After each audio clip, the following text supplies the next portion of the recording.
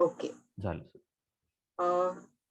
So परत एकदा स्वागत सगळ्यांचं आणि प्लॅटफॉर्म आता पूर्णपणे प्रितेशकडे. All yours. Okay. Thank you. आपल्याकडे 18 17 जण आहेत टोटल. आपण आय थिंक सुरू करूया.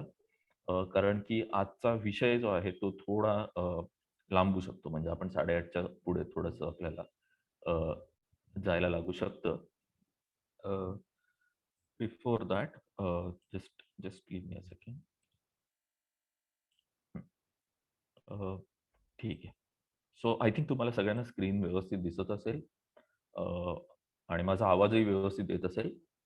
गेल्या वेळेस आपण जसं केलं तसंच आपण करूया. तुम्ही प्रश्न टाकू शकता चॅट बॉक्समध्ये आणि मी मध्ये-मध्ये त्याचं चॅट बॉक्सकडे बघीन आणि त्याची उत्तरं देईन. ॲट द एंड पण आपण काही प्रश्न घेऊया आणि I will try to make this as interesting as possible. So आपण सुरुवात करूया. माझं प्रेझेंटेशन ॲज आय सेड थोडंसं एक्सटेंड होऊ शकतं. कारण की आपल्याला 2 टॉपिक्स कव्हर करायचे आहेत आणि दोन्ही प्रचंड इम्पोर्टंट आहेत. अ, जे हौशी खगोल अभ्यासक असतात ह्यांच्या दृष्टीने. प्रेझेंटेशन हे पूर्णपणे इंग्लिशमध्ये असेल, पण मी पूर्ण मराठीत म्हणजे मराठीत सांगायचा प्रयत्न करेन. जिथे-जिथे इंग्लिश शब्द असतील तिथे मी तुम्हाला अ, तिथे आपण तेच वापरूया. So first is binary stars. Okay. आपण आज बायनरी किंवा द्वैती ताऱ्यांविषयी बोलणार आहोत. आता बायनरी याचा अर्थ 2 आहे. ठीक आहे. सो 2 आणि वी विल सी की हे का महत्वाचं असतं. माझं प्रेझेंटेशन जे असणार आहे ते गेल्या वेळेसारखंच असणार आहे. थोडक्यात थोडासा इतिहास आपण बघूया बायनरी स्टार्सचा. दुसरं आपण बघणार आहोत की त्यांचं वर्गीकरण कसं केलं जातं, म्हणजे क्लासिफिकेशन कसं केलं जातं. म्हणजे कुठच्या टाइपचे बायनरी असतात. जर का तुम्ही 1-2 मिनिटं जस्ट असाच विचार केला की बायनरी स्टार्स म्हणजे 2 तारे आकाशात मला दिसतायत. बरं त्याचं काय कारण असू शकतं, की मला 2 दिसतायत, तर ते का दिसतायत? एक तर ते खरोखर एकमेकांच्या बाजूला आहेत. दुसरं म्हणजे ते फक्त एका लाईन ऑफ साइटमध्ये आहेत. म्हणजे एका दृष्टिक्षेपात आहेत. म्हणजे ते जवळ-जवळ नाहीयेत, ते लांब आहेत. पण जर का मी माझ्या डोळ्यापासून एक लाईन ड्रॉ केली, तर ते साधारण त्या लाईनच्या जवळ आहे. असे वेगळे-वेगळे प्रकार असू शकतात बायनरीचे. तर आपण ते बघूया, की कसं क्लासिफाय केलं जातं. अ, एक खूप इंटरेस्टिंग प्रकार असतो बायनरी स्टार्समध्ये ज्याला आपण एक्लिप्सिंग बायनरी असं म्हणतो. म्हणजे अ, त्याच्यामध्ये जे तारे आहेत ते एकमेकांना ग्रहण लावतात आणि मग तशा प्रकारच्या बायनरी स्टार्स बद्दल मी असं स्पेसिफिकली वेगळा पॉइंट का मेन्शन केला असेल, तर त्याचं कारण फारच सोपं आहे. ह्या पद्धतीचे जे तारे असतात त्याचा प्रचंड वापर आपण करू शकतो. त्याचा उपयोग प्रचंड होतो अभ्यासामध्ये आणि काही महत्त्वाच्या गोष्टींमध्ये.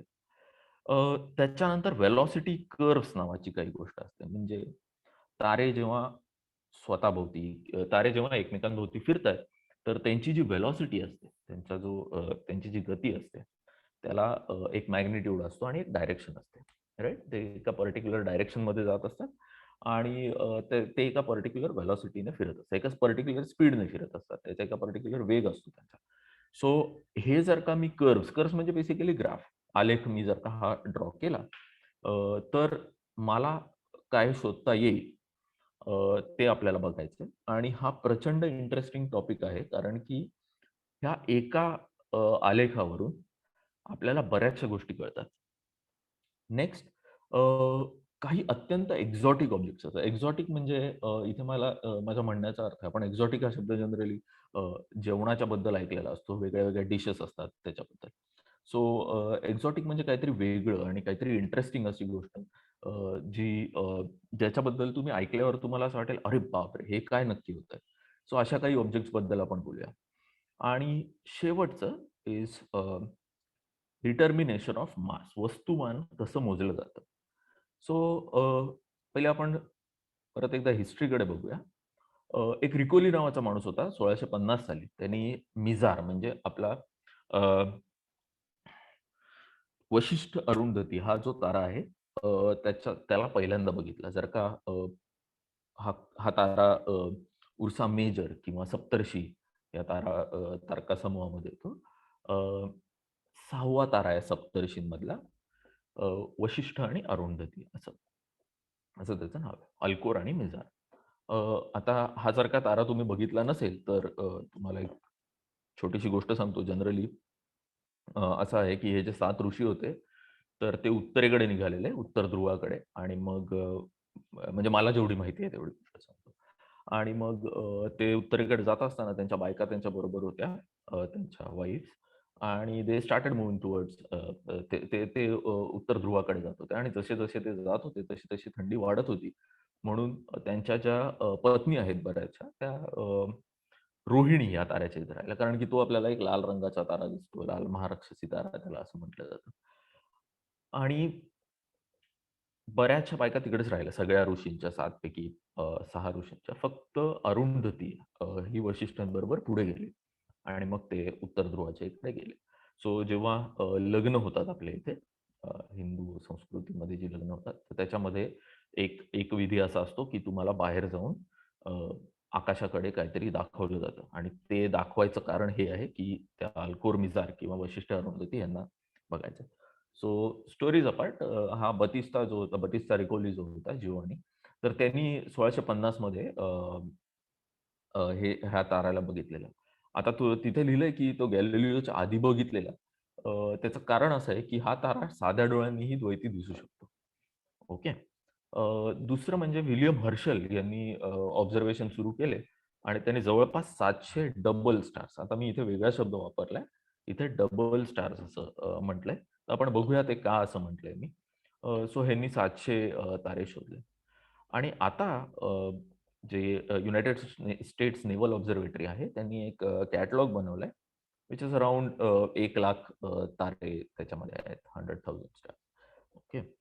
पेअर्स आहेत बेसिकली. ठीक आहे. आता सगळं ठीक आहे. मग बायनरी स्टार्सचा अभ्यास मुळात करायचा कशाला? हा झाला इतिहास. लोकांनी बघायला सुरुवात केली, आकाशात बघितलं आणि ठीक आहे, त्यांना मजा वाटली. मग आता याचा उपयोग काय आहे? सो प्रत्येक गोष्टीचा आपल्याला काहीतरी उपयोग करून घ्यायला पाहिजे. कारण की एस्ट्रॉनॉमी अशी फील्ड आहे की ज्याच्यामध्ये आपल्याकडे येणाऱ्या ज्या गोष्टी आहेत, ती म्हणजे फक्त प्रकाश आहे. प्रकाश ही एकच गोष्ट आपल्यापर्यंत पोहोचत असते आणि आता आपल्याला माहिती आहे, की 2 तारे एकमेकांभोवती फिरतायत वगैरे, वगैरे, वगैरे. तर मग आपण त्याचा उपयोग काही करू शकतो का? तर हो. अ, पहिली गोष्ट म्हणजे हे जे द्वैती तारे आहेत, बायनरी स्टार्स जे आहेत, ते खूप कॉमन आहेत आणि त्याचं कारण खूपच सोपं आहे. मी तुम्हाला दाखवीन का का ते कॉमन आहेत.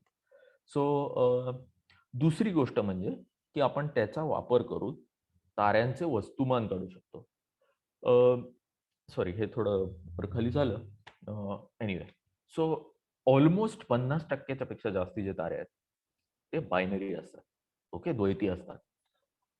आणि ओकेजनली ते 2 पेक्षा जास्तही असू शकतात. Almost 1/3 of the stars that we study म्हणजे 1/3 स्टार्स जे आपण बघतो तर ते तारे जे आहेत, ते मल्टिपल स्टार सिस्टममध्ये असतात. म्हणजे 2 पेक्षा जास्ती 3-4 तारे एकमेकांच्या भोवती फिरत असू शकतात. आता हे जेव्हा मी म्हणतो इथे बायनरी आणि मल्टिपल स्टार सिस्टम्स ह्याचा अर्थ असा ते एकमेकांशी गुरुत्वाकर्षणाच्या नियमानुसार किंवा गुरुत्वाकर्षणाने जोडलेले आहेत. ओके, जोडलेले आहेत म्हणजे जशी पृथ्वी सूर्याभोवती फिरते तसे हे तारे एकमेकांभोवती फिरतात. अ, दुसरी गोष्ट, जर का आपल्याला आकाशात हे तारे कधी सापडले नसते, तर ताऱ्यांचं वस्तुमान शोधणं हे अशक्य होतं. Till a very recent time म्हणजे 100 वर्षापूर्वीपर्यंत हे शक्य झालं नसतं. त्याचं कारण असं आहे, की आपल्याला माहीत नाही, की तारे कसे ते तारे कसे काम करतात, ताऱ्याच्या आतमध्ये काय घडतंय हे माहीत नव्हतं आपल्याला. सो बायनरी स्टार्स जर का आपल्याकडे असतील, तर आपण त्याचं मास एक्झॅक्टली काढू शकतो. ओके, वस्तुमान काढू शकतो. मी वस्तुमानाबद्दल बोलतो, वेट नाही. अ, ठीक आहे. आता आपण थोडं पुढे जाऊया. पण त्याच्या आधी मला एक तुम्हाला बघूया हे चालतंय का?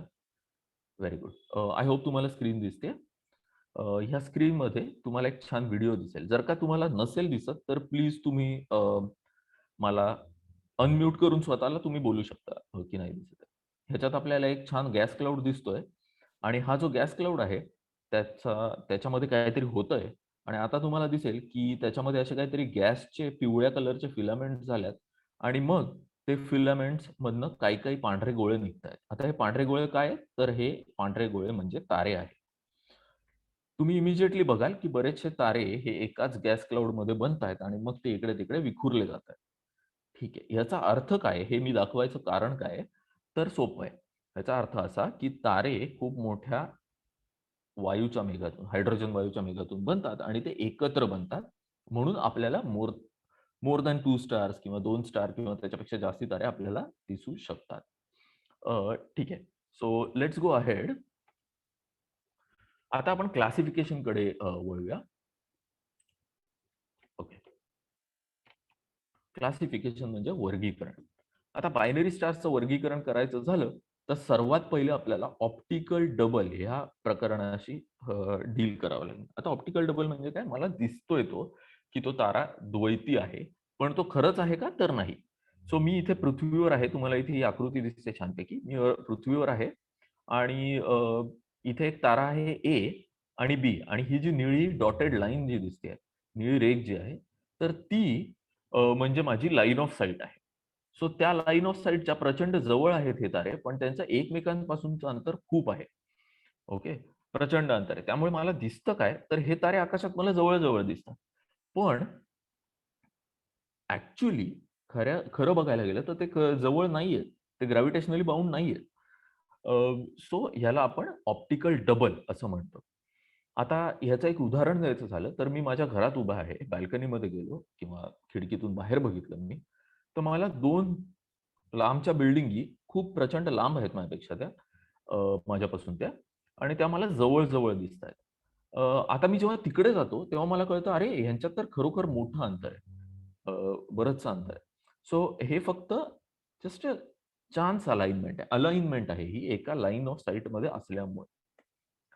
आता ह्याचा बेस्ट एक्झाम्पल आहे अल्कोर आणि मेजार म्हणजे वशिष्ठ आणि अरुंधती. आता ह्याच्यामध्ये बरेचसे बदल आणि बऱ्याचशा गोष्टी चेंज झालेल्या आहेत. अ, नवीन-नवीन रिसर्चमध्ये असं कळलंय, की मिजार आणि अल्कोर ह्यांच्यामध्ये ॲक्चुअली ग्रॅव्हिटेशनल इन्फ्लुअन्स असू शकतो. सो जसं मिजार ए आणि Mizar Alcor A, Alcor B, Mizar A I think Mizar A आणि मिजार बी अशा 2 वेगळ्या प्रकारचे 2 तारे आहेत जे एकमेकांभोवती फिरतायत आणि अल्कोर पण त्यांच्याशी रिलेटेड आहे. सो ही ही जी फील्ड आहे ती पण इव्हॉल्विंग आहे. कारण की कुठचे स्टार्स बायनरी आहेत, कुठचे स्टार्स एकमेकांशी ग्रॅव्हिटेशनली बाउंड आहेत, हे काढणं पण इतकं सोपं नसतं. ते ट्रिकी असतं आणि ते का असतं ते आपण आता बघणार आहोत.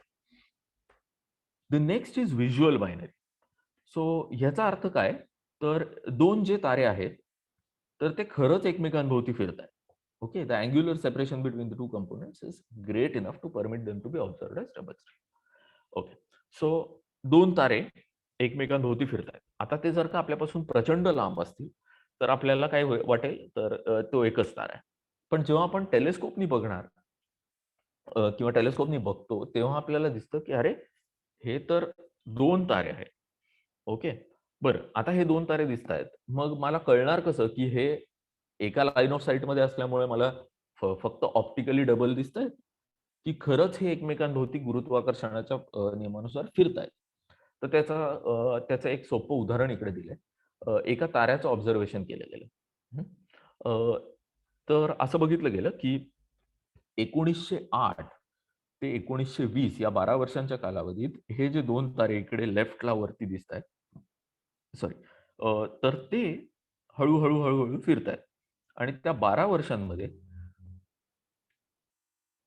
ते जवळपास 1/4 of their circle, 1/4 of their orbit त्यांचं फिरून झालंय. सो जेव्हा मला हे कळतं, तेव्हा मी शुअर असतो, की ओके ठीक आहे. These are binary stars. हे बायनरी आहेत आणि हे एकमेकांशी गुरुत्वाकर्षणाने जोडले गेलेले आहेत. अशा ताऱ्यांना मी व्हिज्युअल बायनरी असं म्हणतो. एक चांगलं उदाहरण द्यायचं तर 70 ऑफ्युकी, ऑफ्युकस किंवा भुजंगधारी नावाचा एक तारकासमूह आकाशात आहे. ह्याच्यामधला 70 हा जो स्टार आहे, त्याला 87 वर्ष लागतात एक पूर्ण ऑर्बिट ट्रेस करायला. तर जर का तुम्ही इकडे बघाल, तर इथे मध्ये एक तारा दाखवलाय, जो मेन स्टार आहे आणि त्याच्या भोवती एक दुसरा तारा फिरतोय. त्याचे ऑब्झर्वेशन जर का आपण बघितले, तर त्याला 87.7 इयर्समध्ये 87.7 वर्षांमध्ये हा तारा त्याच्या त्या त्या त्या मुख्य ताऱ्याच्या भोवती फिरतो. सो हा एक व्हिज्युअल बायनरीचा उदाहरण आहे हा तारा. पुढे जाऊया आपण. आता मला व्हिज्युअल बायनरी कळला, ठीक आहे.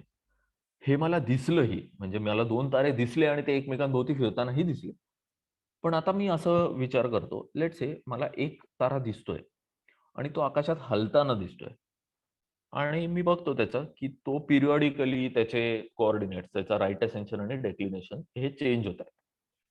सो अशा ताऱ्यांना नक्की होतंय काय? ह्याचा जेव्हा अभ्यास केला जातो, तेव्हा असं कळतं, की हा जो तारा आहे, तो कशाच्या तरी भोवती फिरतोय म्हणून त्याच्या आकाशातले कोऑर्डिनेट्स बदलत आहेत. मग तो कशाच्या भोवती फिरतोय? तर त्याची वेगळी कारणं असू शकतात. फॉर एक्झाम्पल इथे तुम्हाला बघायला मिळेल, की एक एक तारा आहे आणि तो त्याला व्हिज्युअल मेंबर असं लिहिलंय. म्हणजे आपल्याला जो दिसणारा मेंबर आहे तो आणि त्याचा अनसीन कंपॅनियन एक दुसरा तारा आहे, जो आपल्याला दिसत नाही. आता तो तारा असेल किंवा काय असेल माहीत नाही. अ, तर त्याच्याबद्दल आपण जरा आता बोलूया. सो ॲस्ट्रोमेट्रिक बायनरी जो आहे, त्याचं एक क्लासिक एक्झाम्पल मी तुम्हाला देतो. हा म्हणजे सिरियस किंवा व्याधाचा तारा. ओके. तुम्ही सिरियस आकाशात बघितलेला असेल कारण की तो रात्रीच्या आकाशातला सर्वात ठळक तारा आहे. अ, आणि सिरियसचं आणि ऑब्व्हियसली त्याचं ऑब्झर्वेशन्स होणं गरजेचं होतं. सो सिरियसचं ऑब्झर्वेशन लोकं करायला गेले. So okay. मॅकडोनाल्ड ऑब्झर्वेटरी मधले हे ऑब्झर्वेशन्स आहेत आणि चंद्रा एक्स-रे ऑब्झर्वेटरी मधले हे ऑब्झर्वेशन्स आहेत. सो असं बघितलं गेलं, की हा जो तारा आहे, हा आकाशात हलतो. असा हलतो. तर तो कशाभोवती हलतो? तर प्रत्येक तारा हा म्हणजे हा सिंगल तारा नाहीये, हा एकटा नाहीये. तर हा कशाच्या भोवती हलतोय? तर त्याच्या भोवती एक दुसरा सिरियस बी नावाचा तारा आहे, जो आपल्याला दिसत नाही. पण तो एक व्हाईट ड्वार्फ तारा असून, एक श्वेतबटू तारा असून, तर त्याच्या भोवती हा सिरियस ए जो मोठा तारा आहे तो फिरतोय. त्यामुळे आपल्याला तो आकाशात हलताना दिसतो. आता जेव्हा मी म्हणतो, की एक तारा दुसऱ्या ताऱ्याभोवती फिरतोय किंवा एक ग्रह एखाद्या ताऱ्याभोवती फिरताय, तर आपल्याला ही जी अंडरस्टँडिंग आहे ती थोडी नीट करून घ्यायला पाहिजे आपली. त्याचं कारण सोपं आहे. कुठचाही तारा कुठच्याही ताऱ्याभोवती फिरत नसतो किंवा कुठचाही ग्रह कुठच्याही ताऱ्याभोवती फिरत नसतो. प्रत्येक गोष्टीला आपले वस्तुमान असतं आणि प्रत्येक ताऱ्याला, प्रत्येक ग्रहाला. आणि ह्याचा जो केंद्रबिंदू असतो, या वस्तुमानाचा जो केंद्रबिंदू असतो, ज्याला आपण सेंटर ऑफ मास असं म्हणतो. ओके, इथे तुम्ही बघाल सेंटर ऑफ मास असं लिहिलेलं आहे. म्हणजे ह्याचा गुरुत्वीय मध्य असं त्याला आपण म्हणू शकतो. तर हा जो सेंटर ऑफ मास आहे, हे तारे, हे ग्रह या सेंटर ऑफ मास भोवती फिरत असतात. सो इथे पण तुम्हाला कळेल, की हा जो सिरियस ए आहे आणि सिरियस बी आहे, ह्याचं सेंटर ऑफ मास असणार आहे. सॉरी.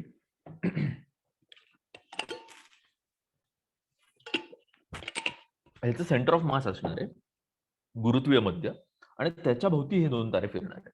सो इकडे तुम्हाला ही जी डॅश्ड लाईन आहे, ती त्याचं सेंटर ऑफ मास आहे किंवा गुरुत्वीय मध्य आहे.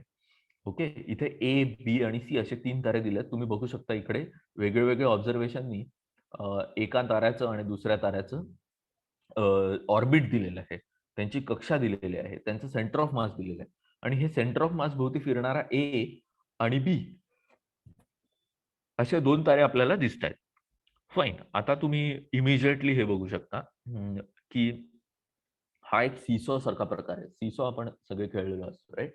म्हणजे एक त्याचा एक मध्ये काहीतरी ठेवलेलं असतं आणि 2 बाजूला 2 लोकं बसतो आपण आणि मग तो ज्याचं वजन जास्ती त्याच्या बाजूला सीसॉ खाली जातो. ज्याचं वजन कमी त्याची बाजू वर येते. आता अ, आपण आपण तराजू पण बघितलाय, राइट? सो आपण काय करतो जर का या दोघांना बॅलन्स करायचं असेल, तर ऑब्व्हियसली आपण दुसरीकडचं वजन वाढवतो. Correct? There is other way of doing this. आणि दुसऱ्या पद्धत काय आहे, की मी हा जो सपोर्ट आहे, तो जर का जास्त वस्तुमान असलेल्या ताऱ्याच्या जवळ घेऊन गेलो, तर काय होईल? तरी मी ह्यांना बॅलन्स करू शकतो. करेक्ट?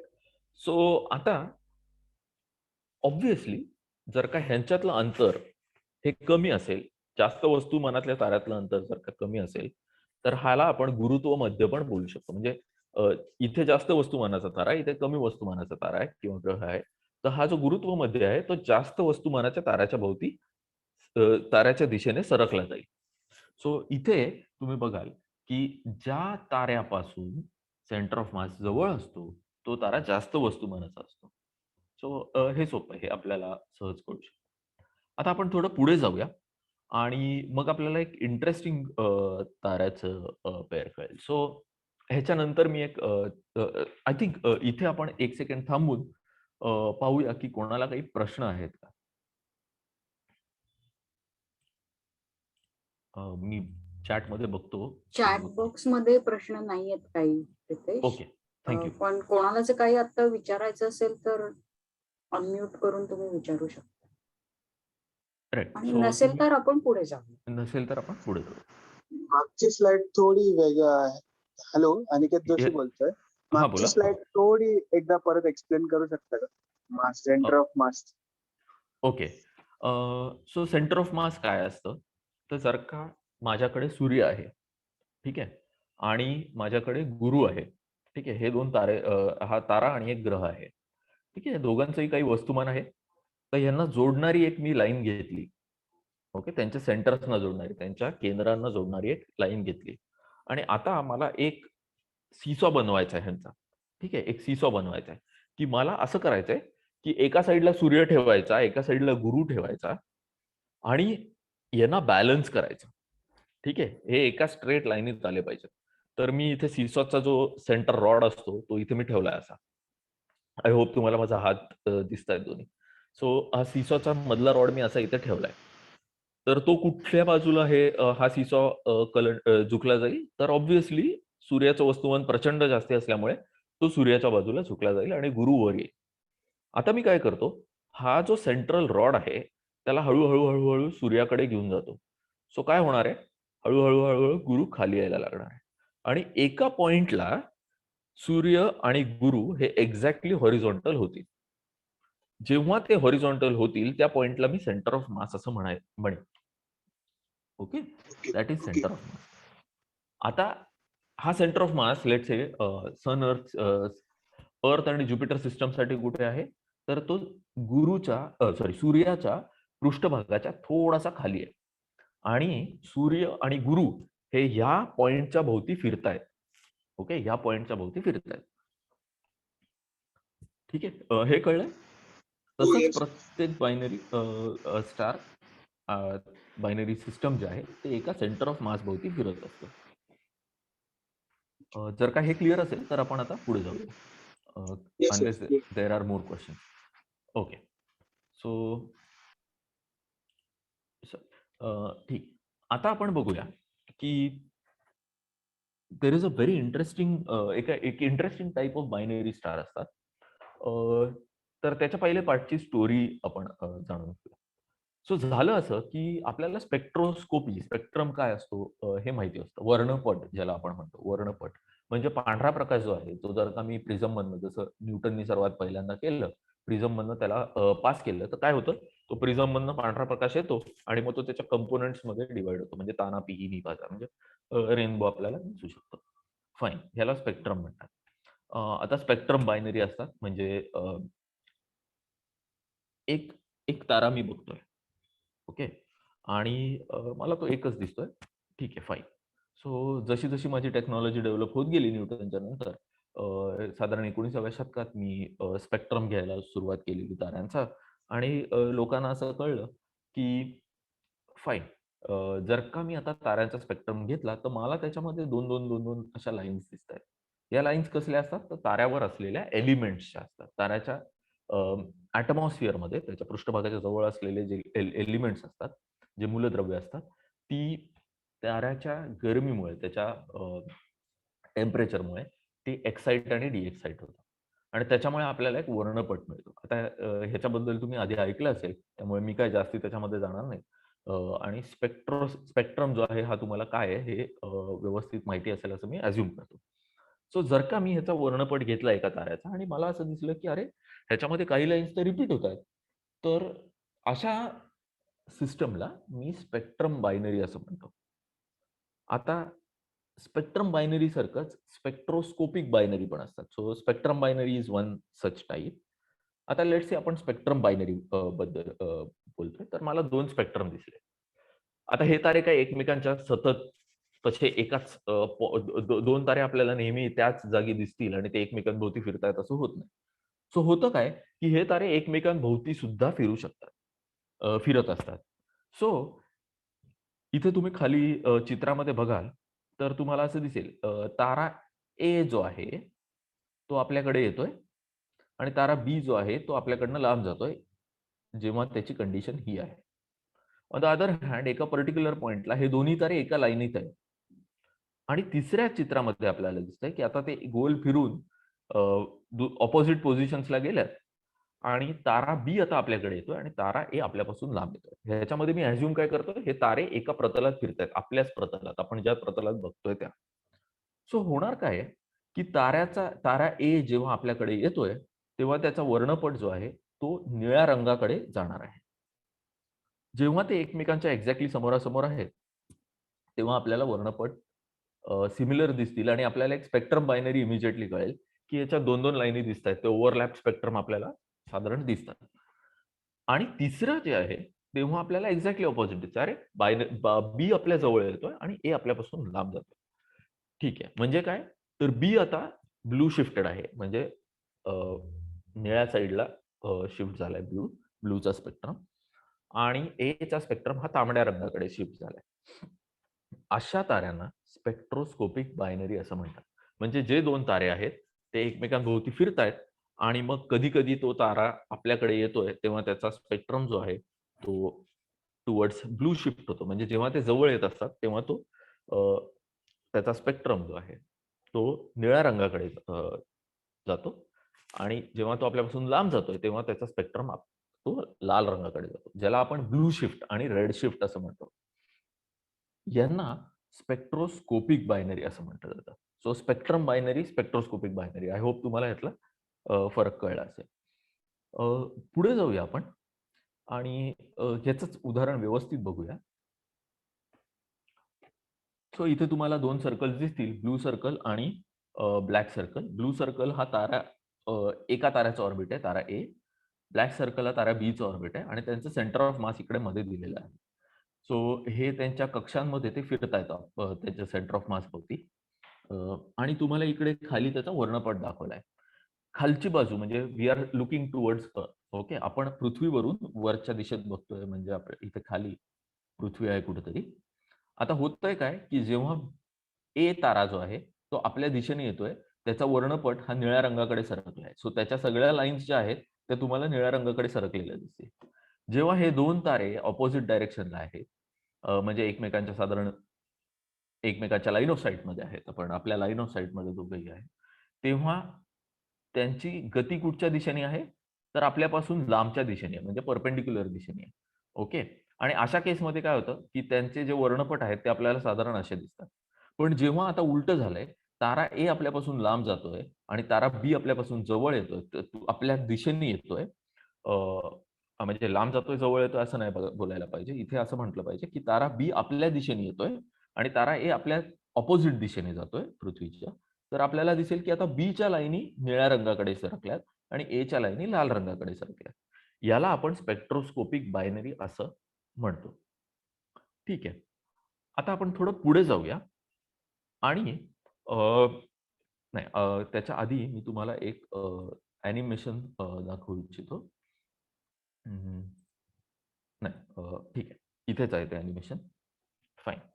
सो आता मी तुम्हाला जे सांगितलेलं ज्याला वेलॉसिटी कर्व्हज असं म्हटलं जातं, त्याबद्दल बोलूया. वेलॉसिटी कर्व्हजचं बोलणं झालं, की मग आपण परत एक छोटासा ब्रेक घेऊया आणि आपण पुढे जाऊया. ठीक आहे.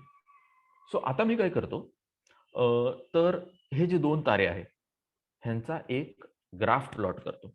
ठीक आहे. ग्राफमध्ये काय बोलतो, तर ताऱ्याची आपल्याकडे येण्याची गती आणि आपल्यापासून लांब आपल्याकडे आपल्या सापेक्ष जी गती आहे, पृथ्वी सापेक्ष किंवा सूर्यासापेक्ष ताऱ्याची गती ती मी मोजतो. दोन्ही ताऱ्यांची मोजतो आणि मग मी असा एक आलेख ड्रॉ करतो, आलेख मांडतो, ज्याच्यामध्ये काय होतंय की मी ताऱ्यांची गती एका साईडला हे केली आहे आणि दुसऱ्या साईडला वेळ किंवा टाइम टाकलाय. सो जसजसा वेळ जातोय तसतशी ताऱ्यांची गती कशी बदलते ते आपल्याला बघायचं. आता तुम्ही विचाराल इथली ही आडवी लाईन काय आहे? तर ही सेंटर ऑफ मासची गती आहे. सेंटर ऑफ मास आपल्याकडे येत नाहीये. Centre of mass may be आपल्याकडनं लांब जात आहे किंवा जवळ येत आहे. Doesn't matter. सो ही सेंटर ऑफ मासची एक पर्टिक्युलर गती आहे. ती आपल्याला इथे बघायला मिळते. ओके.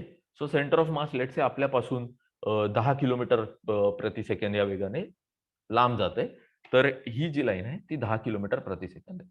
आता काही वेळेला लाल रंगाची लाईन आहे, म्हणजे हा जो तारा आहे, तारा नंबर 2, तो कधीतरी आपल्या दिशेने येतोय, म्हणून त्याची गती निगेटिव्ह झाली आहे सेंटर ऑफ मासच्या सापेक्ष, आणि कधीतरी तो आपल्यापासून लांब जातोय म्हणून त्याची गती पॉझिटिव्ह झाली आहे. मी तुम्हाला इथे पटकन एक ॲनिमेशन दाखवतो. बघूया चालू होतंय का? फॅन्टास्टिक, चालू झालेलं आहे. इथे खाली टेलिस्कोप आहे. 2 तारे एकमेकांभोवती फिरतायत. एक्स म्हणजे त्यांचं सेंटर ऑफ मास आहे, गुरुत्व मध्य, आणि तुम्हाला इमिजिएटली इथे दिसेल की हे तारे एकमेकांभोवती फिरतायत. ही त्यांची रेडियल वेलॉसिटी जी आहे ती मी इथे प्लॉट केली आहे. आपण परत बघूया हे. तुम्ही इथे बघा व्यवस्थित, तुम्हाला दिसेल तारा चालू होतो लांब जायला आपल्यापासून, मग तो आपल्या जवळ यायला लागतो. जेव्हा तो आपल्या जवळ येत असतो तेव्हा त्याची वेलॉसिटी निगेटिव्ह असते आणि इथे टाइम दिलेला आहे. तुम्ही इथे छानपैकी हा कर्व्ह बघू शकता. सिमिलरली तुम्ही हेही बघू शकता की इथे खाली जे आहे त्याचा वर्णपट दिलेला आहे. सो जेव्हा तारा आपल्यापासून लांब जातोय तेव्हा तो रेड शिफ्ट होतो आणि जेव्हा आपल्यापासून तो जवळ येतो तेव्हा तो ब्लू शिफ्ट होतो. ह्या लाईनी ज्या आहेत निळ्या, त्या लाल रंगाच्या दिशेने मूव्ह होतात जेव्हा तो लांब जातो आणि ब्लू रंगाच्या दिशेने मूव्ह होतात जेव्हा तो जवळ येतो. सो ह्या एका ॲनिमेशन मध्ये आपल्याला वेलॉसिटी कर्व्ह कसा दिसतो आणि स्पेक्ट्रम कसा दिसतो हे बघायला मिळू शकतं. आता ही थोडी कॉम्प्लेक्स स्लाईड आहे. ह्याच्यामध्ये आपल्याला थोडं जास्त व्हिज्युअलाइज करायला लागेल. सो सोप्या पद्धतीने सांगायचा मी प्रयत्न करतो. मी तुम्हाला ताऱ्यांच्या गतीबद्दल बोललो, पण बोलताना मी रेडियल वेलॉसिटी असं म्हणालोय. तिकडे लिहिताना रेडियल वेलॉसिटी म्हणालोय. सो आता असं अझ्युम करा, तुम्ही रात्रीच्या आकाशाच्या खाली उभे आहात आणि तुम्हाला एक तारा दिसतोय. आता हा तारा कसा आकाशात फिरू शकतो? तर तो कसाही आकाशात फिरू शकतो. त्याची गती, आता आपण असं अझ्युम करूया, त्याची गती एका पर्टिक्युलर डायरेक्शनला आहे, ह्या डायरेक्शनला. ठीक आहे. फिजिक्समध्ये, मॅथ्समध्ये तुम्ही व्हेक्टर्स ही संकल्पना ऐकली असेल. सो जेव्हा मला माहिती आहे की हा तारा माझ्यापासून एका पर्टिक्युलर डायरेक्शनमध्ये जातोय, मी त्या ताऱ्याची गती ही 2 व्हेक्टर्समध्ये मांडू शकतो आणि या 2 व्हेक्टर्सना जेव्हा तो तारा आपल्यापासून लांब किंवा जवळ येतोय, ही गती अशी असते, त्याला आपण रेडियल वेलॉसिटी म्हणतो. म्हणजे आपल्यापासून लांब किंवा जवळ येण्याची गती, त्याला रेडियल वेलॉसिटी म्हणतो. कारण की इथे मी एक सर्कल ड्रॉ केला असा छानपैकी, तर मला या सर्कलच्या रेडियसच्या अलोंग ती गती दिसेल. त्याच्या त्रिज्येनुसार ती गती दिसेल. ऑन द अदर हँड तारा आकाशाच्या प्रतलावर पण फिरू शकतो. त्याला आपण टँजेन्शियल वेलॉसिटी असं म्हणतो. या 2 गतीबद्दल तुम्हाला काहीही डाऊट असतील तर ते आपण घेऊया. पण परत एकदा मी रिपीट करतो. ताऱ्याला एक पर्टिक्युलर डायरेक्शनमध्ये गती असेल. लेट्स से त्याला व्ही असं म्हटलं मी. आता ताऱ्याची ही गती जी आहे, ह्याचे आपण 2 भाग करू शकतो. 2 कंपोनेंट्स आपण त्याला म्हणतो. मला त्याचा मराठी शब्द एक्झॅक्टली माहिती नाहीये. पण त्याला 2 कंपोनेंट्समध्ये आपण डिव्हाईड करतो. सो ताऱ्याच्या जर का पृथ्वीच्या भोवती एक मी सर्कल ड्रॉ केला आणि तारा त्या सर्कलवर आहे, तर हा जो रेडियस आहे, त्याची त्रिज्या जी आहे, त्याच्या अलोंग जी गती असते, त्या त्रिज्येच्या नुसार जी गती असते, त्याच्यावर त्याला आपण रेडियल वेलॉसिटी असं म्हणतो. आणि प्रतलावर जी गती असते, त्या आकाशाच्या प्रतलावर त्याला आपण टँजेन्शियल वेलॉसिटी असं म्हणतो. आय होप मी हे समजवायचा प्रयत्न केलाय व्यवस्थित. रेडियल वेलॉसिटीचा जो कर्व्ह आहे, तो जेव्हा मी ड्रॉ करतो, त्याला रेडियल वेलॉसिटी कर्व्ह असं म्हणतात. सो आता आपण बघूया, इथे बऱ्याचशा गोष्टी आहेत. हा जो रेडियल वेलॉसिटी कर्व्ह आहे, हा आपल्याला खूप साऱ्या गोष्टी ताऱ्यांबद्दल सांगतो. सो सर्वात पहिले आपण असं अझ्युम करूया, की एक तारा आहे. त्याचं सेंटर ऑफ मास, एक तारा 2 ताऱ्यांचं सिस्टम आहे. तारा 1 हा बाहेर आहे, तारा 2 हा जवळ आहे. इथे मध्ये त्यांचं सेंटर ऑफ मास आहे. आणि मी इथे त्यांची रेडियल वेलॉसिटीचे कर्व्ह मी ड्रॉ केले. ओके. ठीक आहे.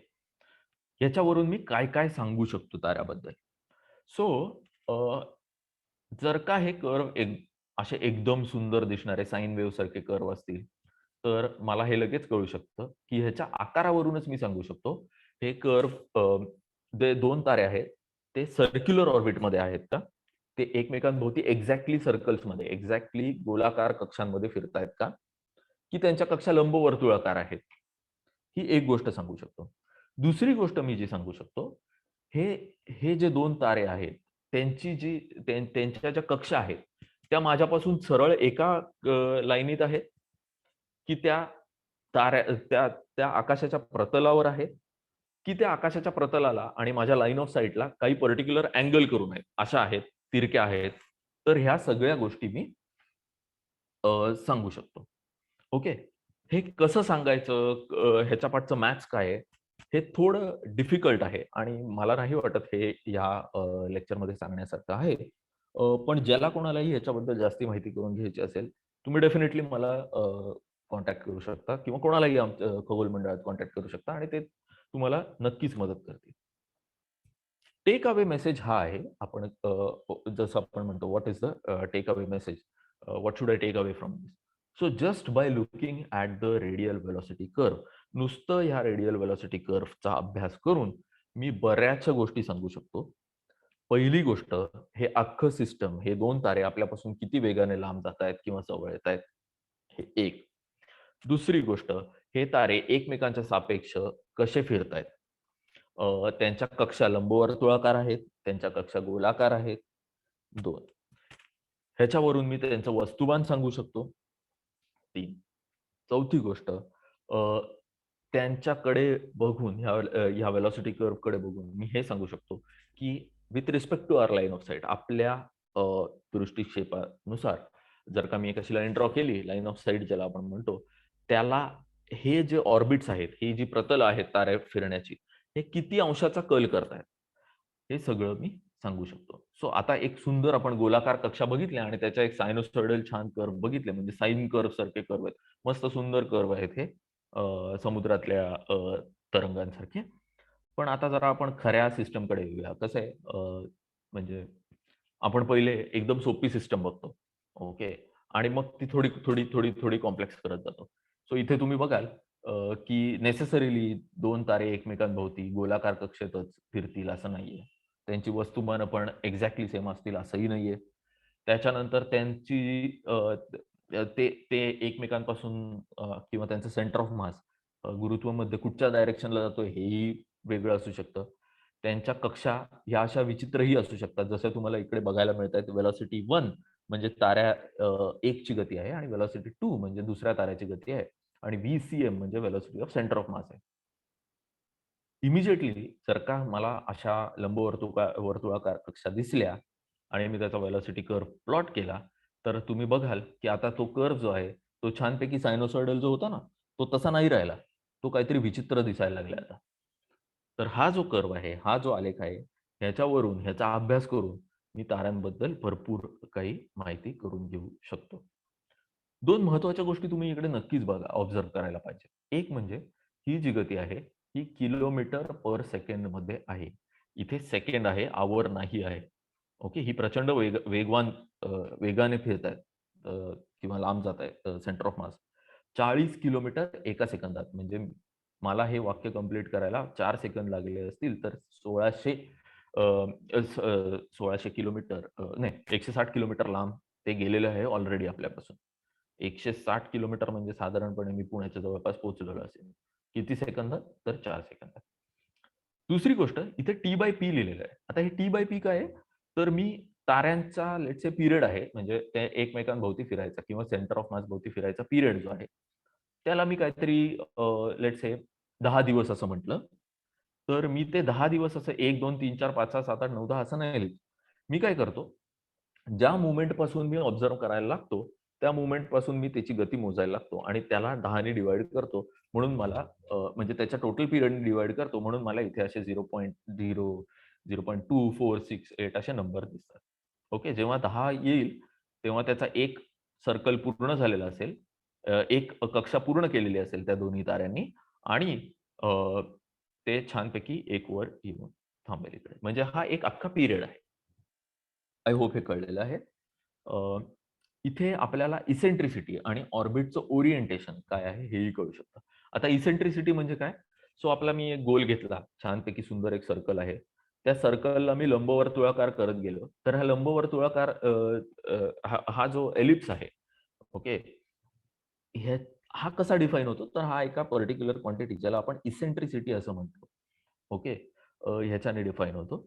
सो ही इसेंट्रिसिटी जी आहे, ही पण आपण ह्याच्यात ह्याच्यावरून काढू शकतो. दुसरं ओरिएंटेशन ऑफ पेरिएस्ट्रॉन. पेरिएस्ट्रॉन म्हणजे ताऱ्याच्या जवळचा बिंदू. म्हणजे पेरिहिलियॉन तुम्ही ऐकलं असेल. पेरी म्हणजे जवळचा आणि हिलियॉन म्हणजे सूर्याच्या जवळचा. ओके. सूर्य आणि पृथ्वी जेव्हा एकमेकांभोवती फिरत असतात, तेव्हा आपण म्हणतो पेरिहिलियॉन म्हणजे पृथ्वी जेव्हा सूर्याच्या सर्वात जवळ असते आणि ॲपहिलियॉन म्हणजे पृथ्वी जेव्हा सूर्यापासून लांब असते. तसंच पृथ्वीच्या बद्दल जेव्हा आपण म्हणत असतो, तेव्हा आपण म्हणतो पेरिजी आणि ॲपोजी. ॲपोजी म्हणजे पृथ्वीपासून लांबचा पॉइंट, पेरिजी म्हणजे पृथ्वीपासून जवळचा पॉइंट. आता हे जेव्हा ताऱ्यांच्या बाबतीत आपण म्हणतो, तेव्हा ॲस्ट्रॉन, ओके, असा तो आय थिंक लॅटिन का ग्रीक शब्द असावा आहे आणि त्याबद्दल आपण त्यामुळे आपण त्याला पेरी आणि ॲस्ट्रॉन असं म्हणतो. म्हणजे ताऱ्यांच्या जवळचा. ओके. Let's go ahead. आणि आता आपण एक इंटरेस्टिंग ताऱ्यांच्या बद्दल आणि इंटरेस्टिंग कन्सेप्ट बद्दल बोलणार आहोत. Okay. We are in time. 45 minutes 46 minutes झालेले आहेत. सो या आपण संपत आलं आपलं प्रेझेंटेशन. बायनरी स्टार्सचं मग आपण व्हेरिएबल्सकडे जाऊया. ठीक आहे. तर इथे एक्लिप्सिंग बायनरी असं म्हटलेलं आहे. एक्लिप्सिंग बायनरी म्हणजे काय? तुम्ही इमिजिएटली बघाल इकडे, की हे 2 तारे आहेत. ते एकमेकांभोवती फिरतायत आणि मी पृथ्वीवरून ह्यांना बघतोय. तर कधी-कधी काय होतं, एक तारा दुसऱ्या ताऱ्याला ग्रहण लावतो. आता हे कधी होऊ शकतं? जेव्हा दोन्ही तारे ह्यांची प्रतलं जी आहेत, फिरण्याच्या ज्या कक्षा ज्या आहेत, कक्षेचं प्रतल हे पृथ्वी आणि सूर्याच्या प्रतलात आहे. माझ्या लाईन ऑफ साईटच्या प्रतलात आहे साधारणपणे. तेव्हा मी म्हणणार, की ते एक्लिप्सिंग बायनरी आहे. कसं काय? तर मी त्यांचा लाईट कर्व्ह ड्रॉ करतो. लाईट कर्व्ह म्हणजे काय? जशी वेळ जातेय, तसं ह्या ताऱ्यांच्या इंटेन्सिटीमध्ये, मध्ये किती फरक पडतो ते मी बघायचं. ओके. सो जेव्हा हे 2 तारे एकमेकांच्या एक्झॅक्टली समोर येतात, तेव्हा आपल्याला एकाच ताऱ्याचा प्रकाश मिळत असतो. त्यामुळे त्याची टोटल इंटेन्सिटी जी आहे, ती कमी होते. पण जेव्हा ते एकमेकांपासून थोडेसे सेपरेटेड असतात, तेव्हा त्यांची इंटेन्सिटी वाढते. आता जर का मी म्हटलं, की हा जो तारा आहे पिवळ्या रंगाचा, तो निळ्या रंगाच्या ताऱ्यापेक्षा कमी डिम आहे. कमी ब्राईट आहे. हा छोटा तारा आहे असं आपण म्हणूया. तर काय होईल, की जेव्हा हा जो मोठा तारा आहे तो पुढे येईल आणि छोटा तारा पाठी जाईल, तेव्हा जो इंटेन्सिटीमध्ये जो डिप असणार आहे, तो कमी असणार आहे, बरोबर? आणि मग परत जेव्हा ते एकमेकांपासून लांब जातील, तेव्हा ते परत आपल्याला प्रॉपर इंटेन्सिटी देतील आणि परत जेव्हा छोटा तारा समोर येईल, तेव्हा आपल्याला छोट्या ताऱ्यापासूनच लाईट येतोय. मोठ्या ताऱ्याचा लाईट आपल्याला दिसत नाहीये. त्यामुळे आपल्याला इंटेन्सिटीमध्ये जास्ती फरक दिसेल. सो ह्याला आपण म्हणतो, की लाईट कर्व्ह म्हणजे प्रकाशाचा कर्व्ह आहे हा. सो आता आपण बघूया, की खरोखर होतं कसं? ओके. सो इथे एक लाल राक्षसी तारा दाखवलाय बी मध्ये आणि त्याच्याभोवती एक छोटा तारा फिरताना दिसतोय. तर होणार काय? की लाल राक्षसी तारा जो आहे, तो जेव्हा आपल्याला दिसतोय, आता आपल्याला ब्राईट निळा तारा नाही दिसत आहे. त्यामुळे इंटेन्सिटीमध्ये जास्ती फरक दिसतोय आपल्याला. तो जेव्हा पाठी आहे, तेव्हा आपल्याला इथे असा एक एक लाईन दिसते. जेव्हा तो जवळ आला, जेव्हा तो सेपरेटेड आला, त्याच्या समोर आपल्या समोर दिसायला लागला तो, तेव्हा आपल्याला छानपैकी इथे एक लाईन दिसतेय आणि फुल इंटेन्सिटी आपल्याला बघायला मिळते. पण जेव्हा हा तारा पुढे येतो, तेव्हा बघा इंटरेस्टिंग गोष्ट घडते. ती म्हणजे काय? तर हा तारा लाल राक्षसी ताऱ्याचा काही भाग व्यापून घेतोय. पण जेव्हा तो त्याचा भाग व्यापून घेतोय, तेव्हा त्याचा लाईट पण आपल्याला येतोय. जरी त्या राक्षसी ताऱ्याचा काही भाग त्यांनी व्यापला आहे, तो किती व्यापला असेल? एवढाच. त्याच्या आकारा एवढा, त्याच्या आकारमाना एवढा. तर तेव्हा आपल्याला थोडासा लाईट त्या निळ्या ताऱ्याकडनं पण येतोय. त्यामुळे ती इंटेन्सिटी एवढी पडलेली नाहीये. ओके. एवढा ड्रॉप इंटेन्सिटीमध्ये आपल्याला दिसत नाही. म्हणून ही छोटा इंटेन्सिटी ड्रॉप आहे. आणि मग सायकल रिपीट होते. आता ह्या छान आयडियल केसेस झाल्या. सुंदर एकदम जसं आपण बघितलं सायनोसॉइडल कर्व्ह एकदम छान अशी कर्व्ह दिसली, ते आपण बघितलं. पण जेव्हा आपण खरोखरचं जेव्हा होतं, सॉरी, खरोखरचं जेव्हा आयडियल केस पासून बाहेर जातो आणि विश्वात जे खरंच होतंय ते बघतो, तेव्हा आपल्याला कळतं, की हे जे कर्व्ह आहेत, ते असे काहीतरी दिसू शकतात आपल्याला. आता हे का दिसतात ह्याची बरीचशी कारणं आहेत. आणि ह्याच्यातलं जे एक कारण आहे ते म्हणजे टायडल डिस्टॉर्शन. म्हणजे आपल्याला माहिती आहे पृथ्वीवर जेव्हा टाइड्स येतात किंवा भरती ओहोटी येते, ती कशामुळे येते? तर चंद्रामुळे पृथ्वीवरचं पाणी खेचलं जातं. आता चंद्र एवढा छोटा आहे, पृथ्वी एवढी छोटी आहे, तरी ह्याच्यावर एवढा फरक आपल्याला दिसतो. आता विचार करा, तारे जर का एकमेकांच्या भोवती असे फिरतायत, ताऱ्यांचं तर वस्तुमान प्रचंड आहे, तर ते एकमेकांवर ओहोटी-भरती आणणारच, बरोबर? सो तुम्हाला इथे दिसेल इमिजिएटली, की त्याचा आकार चेंज झालाय. दोन्ही ताऱ्यांचा आकार चेंज झालाय. त्यामुळे आता तुम्हाला हे असे छान असे कर्व्ह नाही दिसणार आहेत. लाईनी अशा. तुम्हाला असे छान अशा लाईनी नाही दिसणार आहेत. पण तुम्हाला असे कर्व्ह दिसणार आहेत. आणि हे जे कर्व्ह आहेत, ह्याला आपण ॲक्चुअल लाईट कर्व्ह म्हणतो. या कर्व्ह मधला प्रत्येक सेक्शन आपल्याला काही ना काहीतरी सांगत असतो. आणि याच्यावरून आपण बऱ्याचशा गोष्टीचा अभ्यास करून बऱ्याचशा गोष्टींबद्दल माहिती मिळवू शकतो. सो एक बायनरी सिस्टम असं आहे ज्याला आपण अल्कोर मिजार असं म्हणतो. लेट्स सी ते चालू होत आहे का त्याचं Algol sorry not Alcor Mizar. Algol नावाचं एक सिस्टम आहे. अल्गोल हा एक बायनरी स्टार आहे आणि त्याच्या भोवती फिरणारा अजून एक बायनरी स्टार आहे आणि त्यामुळे त्याच्याकडनं येणारा प्रकाश जो आहे तो चेंज होत राहतो. त्याची इंटेन्सिटी कमी जास्ती अशी होत राहते. हे आपल्या साध्या डोळ्यांनी पण आपण बघू शकतो. हा जो अल्गोल सिस्टम आहे, हा छोट्या बायनोक्युलर्सनी पण बघू शकतो. ह्याचा पिरियड खूप खूप छोटा आहे. म्हणजे 68.75 डेज आहे. म्हणजे 68 अवर्स आहे. म्हणजे साधारणपणे 4 दिवस,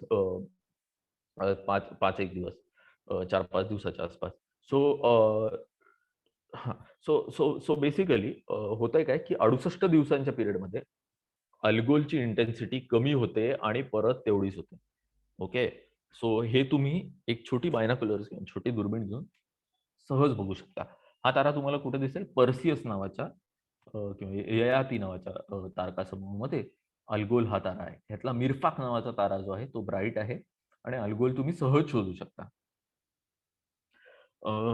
सो लेट्स से मला ह्याचं एक ॲनिमेशन तुम्हाला दाखवायचंय. ते आपण इथे आता बघूया. ओके. युरोपियन स्पेस एजन्सीने बनवलेलं ॲनिमेशन आहे. तुम्ही एकदा हे ॲनिमेशन बघा.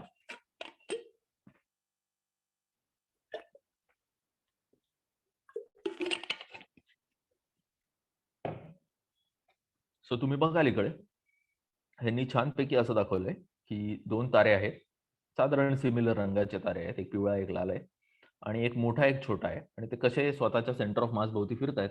तुम्ही बघू शकता ते एकमेकांभोवती नाही फिरत आहेत. म्हणजे अ, जर का एकमेकांभोवती एकच तारा दुसऱ्या भोवती फिरला असता, तर काय झालं असतं? तर आपल्याला दिसलं असतं, की छोटा तारा फिरतोय आणि मोठा तारा एकाच जागी आहे. पण ते सेंटर ऑफ मास भोवती फिरतायत. आणि तुम्ही त्या हिशोबाने इकडे त्याचा ब्राईटनेस जो आहे, त्याची दीप्ती जी आहे, ती तुम्हाला दिसेल, की ती पटकन खाली जाते, जेव्हा तो छोटा तारा पाठी जातो. पण जेव्हा छोटा तारा पुढे असतो, तेव्हा त्याची दीप्ती थोडीच कमी होते आणि मग त्यांची मॅक्सिमम इंटेन्सिटी तुम्हाला इथे बघायला मिळू शकते. ह्याच्यामध्ये अ, बऱ्याचशा गोष्टी बघून त्याचा अभ्यास केला गेलेला आहे. तुम्ही जर का त्याचा स्पीड बघाल फिरण्याचा, तर तो तुम्हाला इमिजिएटली कळेल, की ते सेंटर ऑफ मास भोवती फिरत आहेत. दुसरी गोष्ट तुम्हाला ही नोटीस करायची आहे, की इथे एक शार्प असा खड्डा नाहीये. इथे शार्प नाहीये, इथे कर्व्ह आहे. इथेही कर्व्ह आहे. या कर्व्हचं कारण असं आहे, की ताऱ्यांच्या एजेसला इंटेन्सिटी कमी असते. याला आपण लिंब डार्कनिंग असं म्हणतो. लिंब डार्कनिंग. ओके. त्यामुळे होतं काय, की तारा जर का पूर्णपणे समान दीप्तीचा असता, तो पूर्णपणे समान इल्युमिनेटेड असता, तर काय झालं असतं, तर इथे एकदम शार्प एजेस आपल्याला बघायला मिळाल्या असत्या. इथे. पण तसं होत नाही. अ, त्याला त्याची जी एज आहे तिकडे इंटेन्सिटी कमी असते. सो त्यामुळे आपल्याला हे बघायला मिळू शकतं. मी ह्याच्याबद्दल एवढंच सांगेन आणि आता आपण पुढे जाऊया. आता मी जस्ट एकदा बघतो काही प्रश्न असतील तर नाहीतर मी पुढे जातो. चॅटमध्ये तरी नाहीये. So let's go ahead. आता आपण काही एक्झॉटिक बायनरी सिस्टम्स बघूया. होतं काय, कधी-कधी एखादा तारा खूप मोठा होतो. तो लाल महाराक्षसी तारा होतो आणि मग तो दुसऱ्या ताऱ्याच्या इतका जवळ जाऊन पोहोचतो. त्याचा जो पृष्ठभाग आहे तो एवढा वाढतो, की तो दुसऱ्या ताऱ्याच्या जवळ जाऊन दुसऱ्या ताऱ्याच्या ग्रॅव्हिटेशनल फोर्सच्या ग्रॅव्हिटेशनल इन्फ्लुअन्सच्या सर्कलमध्ये जातो. सो इथे आपल्याला बघायला मिळेल हा जो डॉटेड लाईन जी आहे बाहेरची, तर ती म्हणजे आपण रोश लोब्स असं त्याला म्हणतो. रोश लोब काय असतात? हे जाऊ दे. ह्याचा अर्थ असा, की जर का मी इथे उभा आहे, एक्झॅक्टली या सेंट्रल पॉइंटला, तर माझ्यावर ह्या ताऱ्यामुळे, निळ्या ताऱ्यामुळे आणि पिवळ्या ताऱ्यामुळे पडणारं जे गुरुत्वीय बल आहे, ते सारखंच असेल. पण मी एक पाऊल इकडे टाकलं, तर मी ह्या ताऱ्यावर पडीन. एक पाऊल इकडे टाकलं, तर मी ह्या ताऱ्यावर पडीन.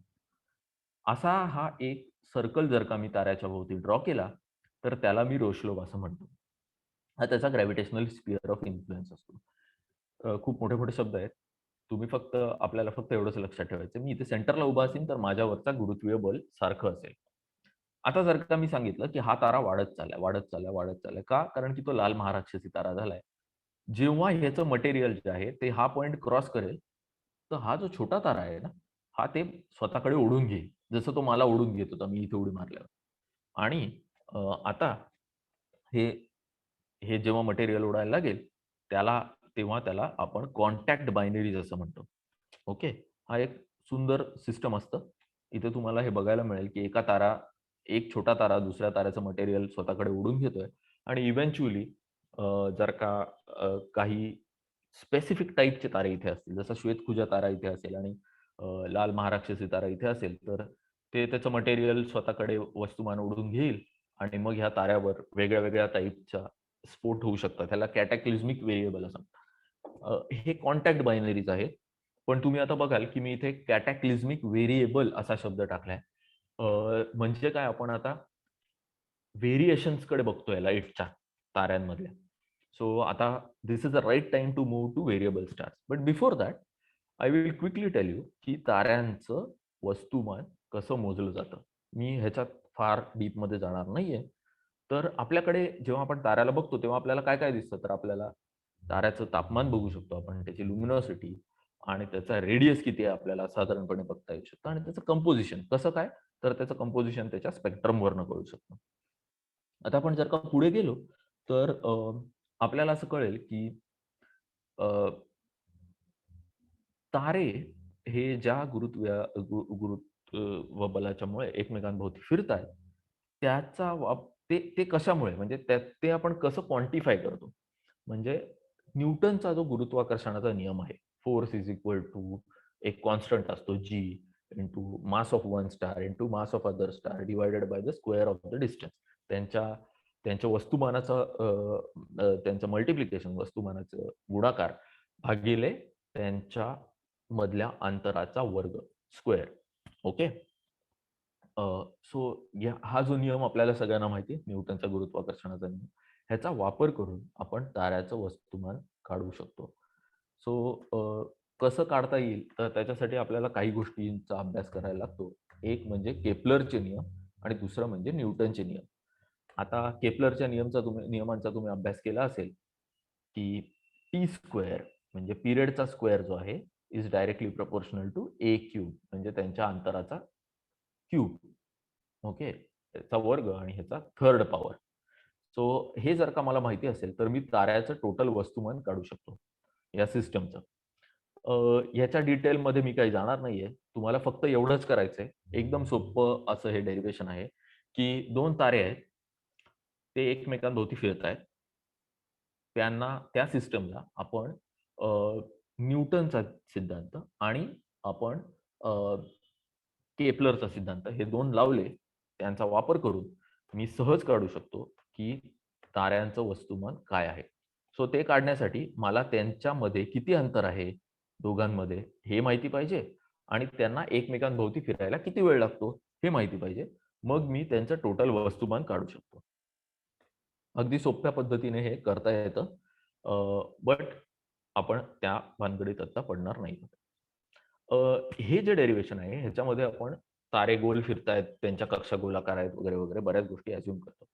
आणि एलिप्टिकल पण असू शकतात त्या. पण महत्वाचं अझम्पशन हे आहे, की ते एका प्लेनमध्ये आपल्याला टिल्टेड वगैरे नाहीये. पण जेव्हा हे प्लेनमध्ये टिल्टेड वगैरे कक्षा असतात, एका पर्टिक्युलर अँगलला असतील त्या 2 कक्षा, तर मग आपल्याला खूप कॉम्प्लेक्स कॅल्क्युलेशन्समध्ये जावं लागतं आणि ते सहज केले जाऊ शकतात कॉम्प्युटरच्या सहाय्याने. त्याची थिअरी खूप व्यवस्थित मांडली गेलेली आहे.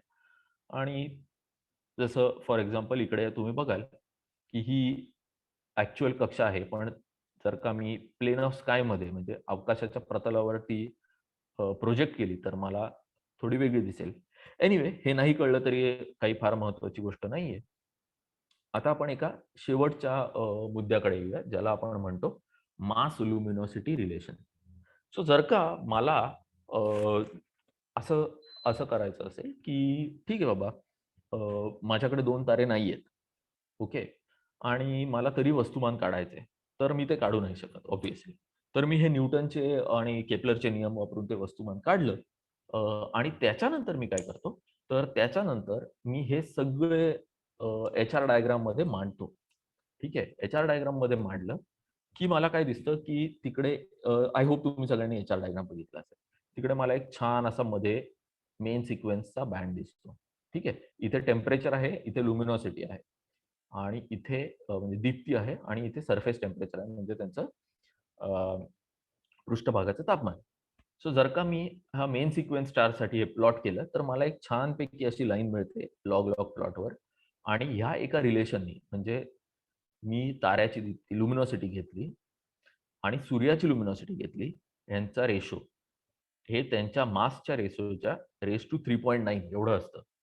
सो हे रिलेशन आपल्याला लक्षात राहिलं, तरी आपण ताऱ्यांचे अ, वस्तुमान काढू शकतो. पण ह्याच्यासाठी आपल्याला काय पाहिजे, तर ताऱ्यांचा अंतर्भाग कसा काम करतो, 2 तारे एकमेकांभोवती फिरत असतील, तर ते कसं बायनरी सिस्टम आहे आणि त्याच्यात न्यूटनचे आणि केपलरचे नियम लावून कसं मी ते काढू शकतो. त्याचं वस्तुमान काढलेलं असलं पाहिजे, तर मी हे वापरू शकतो. ठीक आहे. Thank you. इथे आपण बायनरी स्टार्स हे प्रेझेंटेशन थांबवून आता आपण पुढे जाऊया. पण त्याच्या आधी जर का तुम्हाला काहीही प्रश्न असतील, तर प्लीज तुम्ही आता विचारू शकता. मी तोपर्यंत व्हेरिएबल स्टार ओके. सॉरी, हे बंद होत नाहीये फॉर सम रिझन. ओके. आता मी चॅट व्हेरिएबल बॉक्स स्टार मध्ये प्रश्न तर नाहीयेत काही, पण कोणाला ओके. जर काही प्रश्न असतील तर प्लीज विचारा विचारू प्रश्न शकता. असतील तर. नाहीतर आपण व्हेरिएबल स्टार्सकडे जाऊया. आपल्याकडे 8 वाजून गेलेले आहेत. सो नेक्स्ट 30 मिनिट्समध्ये आपण व्हेरिएबल स्टार्स बद्दल बोलूया. आता व्हेरिएबल स्टार्स म्हणजे काय? तर व्हेरिएबल स्टार्स म्हणजे रूपविकारी तारे. रूपविकारी म्हणजे काय? ते खरोखर त्यांचं रूप चेंज करून बहिरुपया बनतात का? तर असं नाहीये. त्याच्यामध्ये होतं असं, की त्याची इंटेन्सिटी त्याचा जो प्रकाश आपल्यापर्यंत येतो, तो प्रकाश आपण मोजतो. बरोबर? हा मोजल्यावर आपल्याला सगळे तारे साधारणपणे सारखेच दिसतात आकाशात. म्हणजे त्याचा प्रकाश काही बदलत नाही. म्हणजे एक 0 वॅटचा बल्ब आहे. तो सडनली 100 वॅटचा होतोय वगैरे असं काही होत नाही. राइट? पण जर का तुम्ही चांगले सेन्सिटिव्ह इन्स्ट्रुमेंट्स घेऊन बघितलं, तर तुम्हाला असं कळेल, की साधारण प्रत्येक तारा ह्याची इंटेन्सिटी चेंज होत असते. ओके. आता मी इंटेन्सिटी हा शब्द किंवा लुमिनॉसिटी हा शब्द वारंवार वापरणार आहे. लुमिनॉसिटी म्हणजे काय? ताऱ्यातनं ऊर्जा जी बाहेर पडते प्रकाशाच्या टर्म्समध्ये, ती आपण ऑप्टिकल लुमिनॉसिटी आपण त्याला म्हणूया. ठीक आहे. या टॉकमध्ये आपण काय करणार आहोत, या व्याख्यानात आपण असं बघणार आहोत, की हे तारे कसे शोधले गेले, ह्यांना नावं कशी दिली जातात आणि ह्यांचे मेन टाइप्स काय आणि दिसताना आपल्याला काय दिसतं. सो अरिस्टॉटल जो होता, त्यांनी असं शिकवलं, की त्याला असं वाटायचं, की तारे हे इनव्हेरिएबल असतात. ते व्हेरी करत नाहीत. त्यांचा काही चेंज होत. पण नंतर मग 1054 साली असं झालं, की चायनाच्या एस्ट्रोनॉमर्सनी सडनली आकाशात एक मोठा ठळक तारा दिवसा बघायला सुरुवात केली. टायको ब्राहेनी 1572 साली एक तारा बघितला आकाशात अचानकपणे आलेला. केपलरनी 1604 साली बघितला आणि तेव्हा लोकांना असं कळलं, की अरे नवीन तारे अचानकपणे आकाशात येतात म्हणजे त्यांची इंटेन्सिटी चेंज होते की काय? म्हणून त्याला क्रॅब नेब्युला, सुपरनोव्हा आपण म्हणतो. त्याला मराठीमध्ये अतिनव तारा असं नाव दिलेलं. त्याच्यानंतर फॅब्रिशियस नावाच्या एका माणसाने 1596 म्हणजे 96 साली ओमिक्रॉन सेटी, ओ म्हणजे ओमिक्रॉन बरं का, हे ओ म्हणजे हा ग्रीक अल्फाबेट आहे ओमिक्रॉन. ओमिक्रॉन सेटी, सेटी म्हणजे सिटस नावाचा एक तारकासमूह आहे किंवा तिमिंगल असं त्याला मराठीत म्हटलं जातं. वाव, माझ्या लक्षात आहे तो शब्द. सो तिमिंगल नावाचा हा तारकासमूह आहे. त्याच्यामध्ये एक ओमिक्रॉन सेटी नावाचा तारा. त्यांनी बघितलं की हा तारा ह्याची इंटेन्सिटी कधी-कधी वाढते, कधी-कधी कमी होते. त्याच्यानंतर जे जोहान्स हॉलवार्डा नावाचा एक माणूस आहे, त्यांनी मोजलं की ही तर 300 म्हणजे एक वर्षभराचा पिरियड आहे. वर्षभरात त्याची इंटेन्सिटी कमी जास्ती होते. नंतर असं बघितलं गेलं अल्गोल ज्याच्याबद्दल आपण बोललो, एक्लिप्सिंग बायनरी जो होता. त्याची इंटेन्सिटी चेंज होते, म्हणजे तोही एक व्हेरिएबल तारा आहे आणि त्याचाही अभ्यास मोंटाना रेड्डीने केला. गुडरिकनीही काही ताऱ्यांचा अभ्यास केला. सो ही थोडक्यात त्याची माहिती आहे. आता कशी ही डिक्शनरी वाढत गेली रूपविकारी ताऱ्यांची ती इथे दिलेली आहे. साधारणपणे आपल्याला आपल्या लिस्टमध्ये 41,638 व्हेरिएबल स्टार्स आपल्याला आपल्या गॅलेक्सीतले माहिती आहेत. 10,000 दुसऱ्या गॅलेक्सीतले माहिती आहेत. आणि जसं मी तुम्हाला सांगितलं, साधारण प्रत्येक तारा हा व्हेरिएबल तारा असतो. आणि हे व्हेरिएशन्स जे आहेत, ते वेगळ्या वेगळ्या कारणाने येऊ शकतात. त्याबद्दल आपण बोलणार आहोत. आता इकडे जेव्हा पहिल्यांदा या ताऱ्यांना नावं द्यायचा विचार आला, तेव्हा असं शोधलं गेलं की आर्जेलँडर नावाचा एक माणूस होता, फ्रेडरिक आर्जेलँडर. त्यांनी असं बघितलं की बेयरनी आर नावाचं अल्फाबेट मिस केलेलं. बेयर जे नॉमेनक्लेचर असतं अल्फा, बीटा, गामा, डेल्टा, मग पुढे ते वेगळे अक्षरं देतात. इंग्लिश मुळाक्षरं किंवा ग्रीक मुळाक्षरं, तेव्हा त्यांनी आर लेटर वापरलं नव्हतं. सो हा आर्जेलँडर काय म्हणाला की ठीक आहे, आर त्यांनी नाही वापरलं, आर आपण वापरूया. असं छानपैकी त्यांनी आर वरून नावं द्यायला सुरू केली. सो त्याच्यानंतर म्हणजे आर नाव द्यायचं. मग ते आर टू RZ म्हणजे RR, RS, RT, RZ पर्यंत जायचं. मग SS घ्यायचं. मग SS, ST असं पुढे SZ पर्यंत जायचं. असं ZZ पर्यंत जायचं. आता होणार काय, इव्हेंच्युअली ही नावं संपणार आहेत. ही कॉम्बिनेशन संपणार आहे. मग आपण काय करायचं की त्याच्यानंतर आपण AA, AB, AZ पर्यंत जायचं, BB, BZ पर्यंत जायचं. असं करत करत जायचं. फक्त ह्याच्यात जे ओमिट केलेला असतो. ठीक आहे. सो जर का तुम्हाला असे कुठचे कॉम्बिनेशन दिसले तर समजून जायचं की अरे बाबा हा तर व्हेरिएबल स्टार आहे. हे सगळे कॉम्बिनेशन संपले की मग कोणीतरी हुशारी केली आणि तो म्हणाला की हे सगळं जाऊ दे. हे RR, BR मला काही घेणं देणं नाही त्याच्याशी. व्हेरिएबल स्टारचा व्ही मी घेतो आणि त्याच्यापुढे तो कधी डिस्कव्हर झालाय, म्हणजे तो कितवा नंबरची डिस्कव्हरी आहे. सो पहिला व्हेरिएबल स्टार मी यावर्षी शोधला. सो मी त्याला V1 म्हणणार. उद्या जर का सुजाता मॅमनी दुसरा शोधला तर त्याला V2. अभय सरांनी तिसरा शोधला V3. असं करत करत त्यांना V1, V2, V3 अशी नावं देत जाऊया आपण. फाईन. अशा प्रकारे त्यांची नावं दिली जातात. आता असं बघितलं गेलंय की जेव्हा हे तारे व्हेरिएशन दाखवतात त्यांच्या प्रकाशामध्ये, तर त्याचे पण पॅटर्न्स असतात. काही तारे 10 दिवसाच्या अंतरावर व्हेरिएशन दाखवतात. काही तारे 5 दिवसाचा, जसा अल्गोल होता. ओमिक्रॉनसाठी तुम्ही बघितलं तर वर्षभराच्या ह्याच्यामध्ये त्याचे व्हेरिएशन्स होतात. व्हेरिएशन म्हणजे काय? ताऱ्याचं दीप्ती वाढते, कमी होते आणि परत नॉर्मलला येते, परत कमी होते, परत नॉर्मलला येते. हे एक प्रकारचं व्हेरिएशन आहे. ह्याला पिरियॉडिक व्हेरिएशन असं म्हटलं जातं. किंवा ताऱ्याची दीप्ती कमी झाली अचानकपणे आणि मग तो दिसेनासा झाला. किंवा ताऱ्याची दीप्ती अचानकपणे वाढली म्हणजे सुपरनोव्हा झाला किंवा कुठच्या प्रकारचा नोव्हा झाला. किंवा ताऱ्यांची दीप्ती ही चेंज होते, पण ती फक्त त्यांच्या पृष्ठभागावर बदलते. ही फार महत्वाची गोष्ट आहे. ताऱ्यांची दीप्ती फक्त त्यांच्या पृष्ठभागावर बदलते. ह्याचा अभ्यास करून एक अख्खी नवीन फील्ड ज्याला ॲस्टेरोसिस्मॉलॉजी असं म्हटलं जातं, ती जन्माला आली आहे. ताऱ्यांच्या पृष्ठभागावर दीप्ती कशी बदलते, इंटेन्सिटी कशी बदलते, याचा अभ्यास केला जातो. आणि मग पाहिलं जातं की अरे ताऱ्यांचा अंतर्भाग काय आहे, त्याच्याबद्दल आपल्याला सगळी माहिती मिळू शकते. सो अशा वेगळ्या वेगळ्या प्रकारे आपण ताऱ्याची दीप्ती चेंज होताना बघू शकतो. फॉर एक्झाम्पल सिफिड नावाचे तारे असतात जे अंतर मोजायला आपली मदत करतात. मीरा नावाचे तारे असतात ज्याला ओमिक्रॉन सेटी या ताऱ्याच्या वरून आपण म्हणतो. म्हणजे सिफिड म्हणजे काय, तर सिफिड हा प्रोटोटाइप तारा आहे जो डेल्टा सेफी, सिफस नावाच्या तारकासमूहातला डेल्टा तारा पकडायचा. तो बघायचा कसा व्हेरी करतोय आणि त्याच्यासारखं व्हेरिएशन दाखवणारे, त्याच्या पिरियडचं व्हेरिएशन दाखवणारे सगळ्या ताऱ्यांना मी सिफिड टाइप ऑफ व्हेरिएबल म्हणतो. किंवा ओमिक्रॉन सेटी सीटस मधला ओमिक्रॉन तारा मी घेतला आणि त्याच्या टाइपच्या व्हेरिएशन जे आहेत 1 वर्षाचे व्हेरिएशन ते मी बघितले. अशा प्रकारे कुठेही मला जर का व्हेरिएशन दिसले, तर मी त्याला मीरा टाइप म्हणेन. त्याला नाव दिलेलं आहे किंवा ओमिक्रॉन सेटी टाइप व्हेरिएबल्स म्हणेन. तसेच झेड सेटी, आर लायरे असे वेगळ्या टाइपचे तारे तुम्हाला बघायला मिळू शकतात. आता मूळ मुद्द्यावर येऊया. मग हे रूपविकारी तारे जे आहेत, ते त्यांचं रूप का बदलतायत? हे व्हेरिएशन्स मुळात इंटेन्सिटीमध्ये येतायत कुठून? तर त्याची वेगळी कारणं तुम्हाला ऑलरेडी माहिती आहेत. पहिलं कारण म्हणजे फिजिकल क्वांटिटीज त्याच्या चेंज होतात आणि ऑब्झर्वेशन टेक्निक.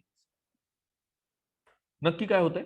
तर फिजिकल क्वांटिटीजमध्ये आपण काय ऑब्झर्व्ह करतो? तर आपण त्यांचा ब्राईटनेस चेंज होताना ऑब्झर्व्ह करू शकतो किंवा त्यांची फोटोमेट्री टेक्निक फोटोमेट्री आपण बघू शकतो की ते लांब जात आहेत, जवळ येत आहेत त्यामुळे किंवा त्यांचा स्पेक्ट्रम चेंज होतोय, आपण तो बघू शकतो आणि आपण त्याची स्पेक्ट्रोस्कोपी करू शकतो किंवा त्याचं पोलरायझेशन चेंज होतंय. आपण पोलॅरिमेट्री आणि पोलरायझेशनवर नाही जाणार आहोत. पण जो प्रकाश येतोय तो एका प्रकारे पोलराइज्ड असू शकतो. म्हणजे तुमच्या गॉगल्स जे असतात ना, पोलराइज्ड गॉगल्स वगैरे जे आपण म्हणतो, तशा प्रकारात मोडणारं काहीतरी आहे हे. पण आपण त्याच्याकडे जाणार नाही आहोत. आता इथे जेव्हा आपण रूपविकारी ताऱ्यांबद्दल बोलतो, तेव्हा आपल्याला एका महत्त्वाच्या गोष्टीचा अभ्यास केला पाहिजे, की सगळे तारे रूपविकारी आहेत. मग काही तारे जसा आपला सूर्य आहे, त्याच्यामध्ये जे ऑसिलेशन्स होत आहेत, म्हणजे त्याच्यामध्ये जे तो छोटा, कमी, मोठा वाढतो, त्याच्यामुळे त्याचे व्हेरिएशन्स येणार आहेत. तर ते किती वेळाचे आहेत? तर ते 5 मिनिटाचे व्हेरिएशन्स आहेत. मग त्याचं वेदर पण चेंज होतंय. कधी-कधी सोलार फ्लेअर्स येतात, कधी-कधी सनस्पॉट्स येतात, कधी-कधी सीएमईज ज्याला आपण म्हटलं जातं, म्हणजे त्याच्याकडनं येणारी जी वादळं जी आहेत ती आहेत. त्याच्यामुळेही त्याच्या इंटेन्सिटीमध्ये थोडाफार फरक आपल्याला दिसत असतो. आता हे किती टाईमचे असतात? तर हे काही दिवसांचे असू शकतात. मग सोलारची ब्राईटनेस वाढण्याची आणि कमी व्हायची एक सायकल असते. त्याच्यामध्ये त्याची इंटेन्सिटी खूप थोड्या ह्याने बदलते आणि ही सायकल 11 वर्षाची असू शकते. सो सनच्या बाबतीत हे जे 5 मिनिट्स ऑसिलेशन आहेत, हे प्रचंड महत्त्वाचे आणि अभ्यास करण्याच्या दृष्टीने प्रचंड महत्त्वाचे आहेत. आता ह्याच्यामध्ये तुम्ही बघितलं तर हे जे 5 मिनिट्स ऑसिलेशन जे आहेत, ते ताऱ्याच्या आतल्या काही घडामोडींमुळे होत आहेत, इंट्रिन्सिक प्रॉपर्टीजमुळे. तसंच हे सोलार सायकल पण तसं आहे. पण हे सनस्पॉट्स पण तशाच ह्याच्यात आहेत. पण हे फ्लेअर्स वगैरे जे आहेत, ते बाहेरचं काहीतरी आहे किंवा जर का सनची इंटेन्सिटी मूनमुळे कमी झाली, ज्याला आपण एक्लिप्स म्हणतो, तर ते बाहेरचं एक्स्ट्रिन्सिक फॅक्टर्स आहेत. सो असे वेगळे फॅक्टर्स ही इंटेन्सिटी कमी जास्त करू शकतात. मग ते इंट्रिन्सिक असतील, ताऱ्याच्या अंतर्भागामुळे काही घडामोडी घडत असतील किंवा तारा इव्हॉल्व्ह होत असेल, म्हणजे ताऱ्याचं वय वाढत असेल, त्यानुसार त्याच्या इंटेन्सिटीमध्ये फरक पडत असेल किंवा ताऱ्याच्या भोवती दुसरा तारा फिरतोय किंवा त्याच्या भोवती काहीतरी दुसरं आलं, तर त्यामुळे त्याची इंटेन्सिटी कमी होऊ शकते. म्हणजे काय, इव्होल्युशनरी इफेक्ट्स इथे तुम्ही बघू शकता किंवा इंट्रिन्सिक किंवा एक्स्ट्रिन्सिक इफेक्ट्स. ही स्लाइड थोडी घाबरवणारी आहे.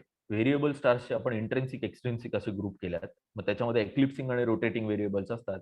इरप्टिव्ह, कॅटाक्लिस्मिक, पल्सेटिंग व्हेरिएबल्स असतात आणि असे त्यांच्या टाइप्स आहेत. आपण काय हे सगळ्या टाइप्स बघणार नाही आहोत.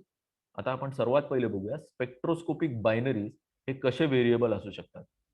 तर त्यांचा लाईट कर्व्ह आपण आधी बघितलाय, त्यांचा रेडियल व्हेलॉसिटी कर्व्ह आपण बघितलाय. सो होतं काय, की आपण त्या स्पेक्ट्रोस्कोपिक बायनरीजना बघतो आणि मग आपल्याला कळतं, की कधी-कधी हे तारे जेव्हा लांब जात आहेत, त्यांची इंटेन्सिटी कमी होते, जवळ येत आहेत, त्यांची इंटेन्सिटी वाढते आणि आपल्याला ते एक्स्ट्रिन्सिक व्हेरिएबलमध्ये मोडणारे रूपविकारी तारे आपल्याला बघायला मिळतात. बाहेरच्या फॅक्टर्समुळे त्यांची व्हेरिएशन होत आहेत. एक्लिप्सिंग बायनरीमध्ये अल्गोलमध्ये पण साधारण तेच होतं. अल्गोलचं 2.8676 डेज एवढा त्याचा पिरियड आहे.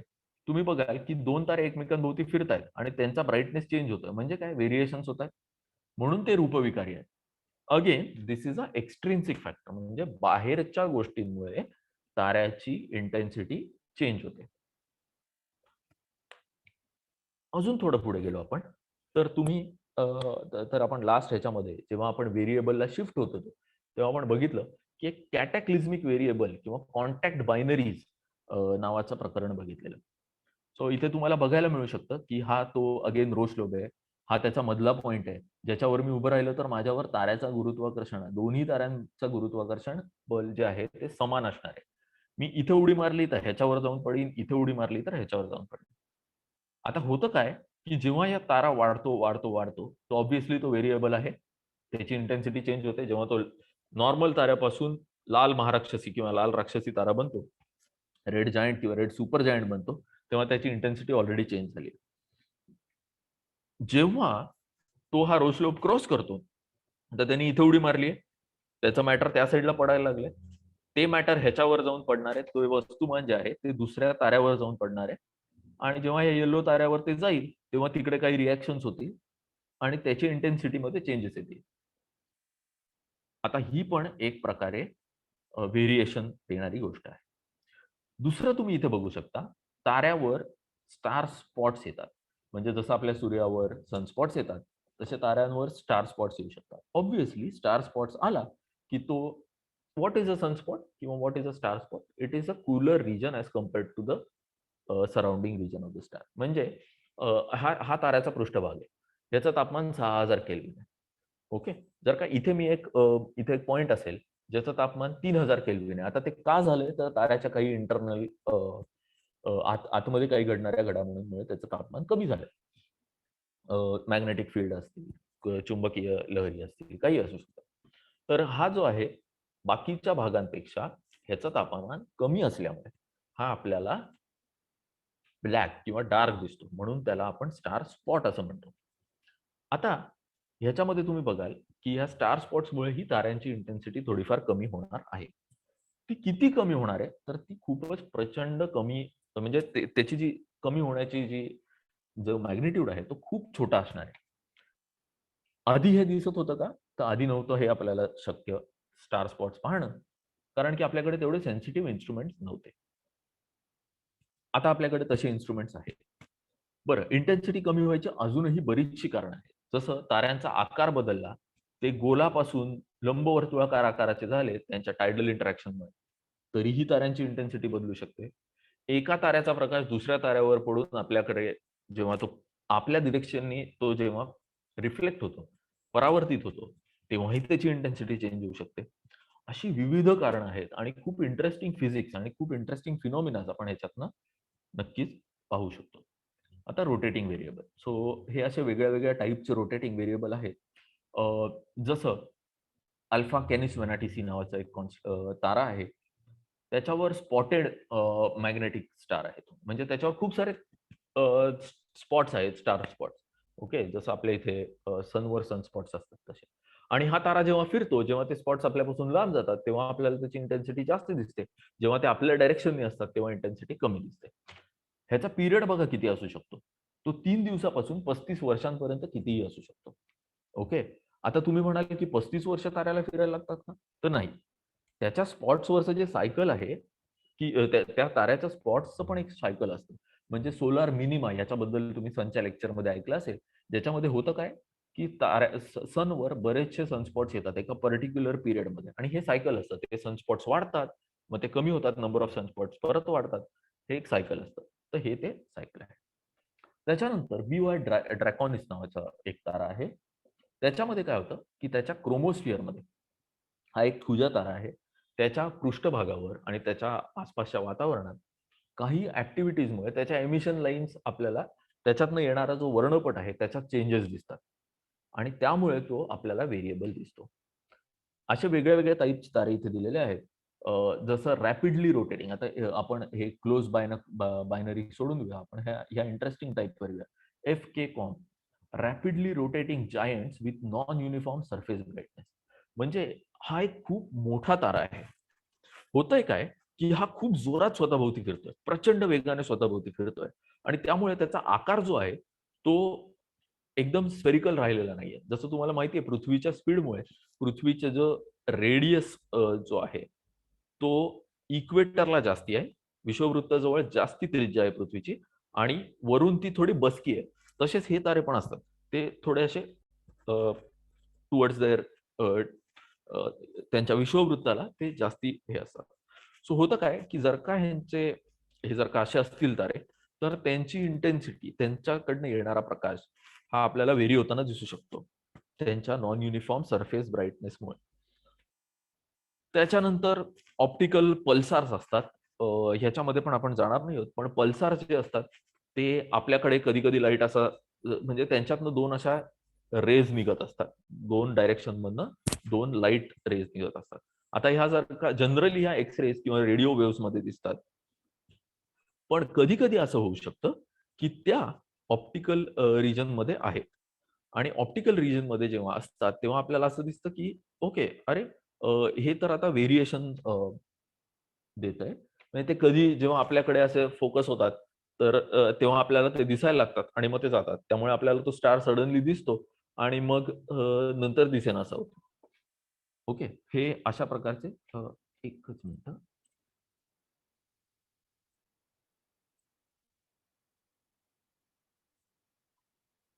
Okay, before moving on to the next topic that is intrinsic variables, दोन प्रश्न आपल्याला इथे दिसत आहेत. एक प्रश्न आपल्याला इथे दिसतोय. In semi-detached binary stars, can the mass transfer be a periodic process as both stars can absorb the matter and in turn cross Roslow center point?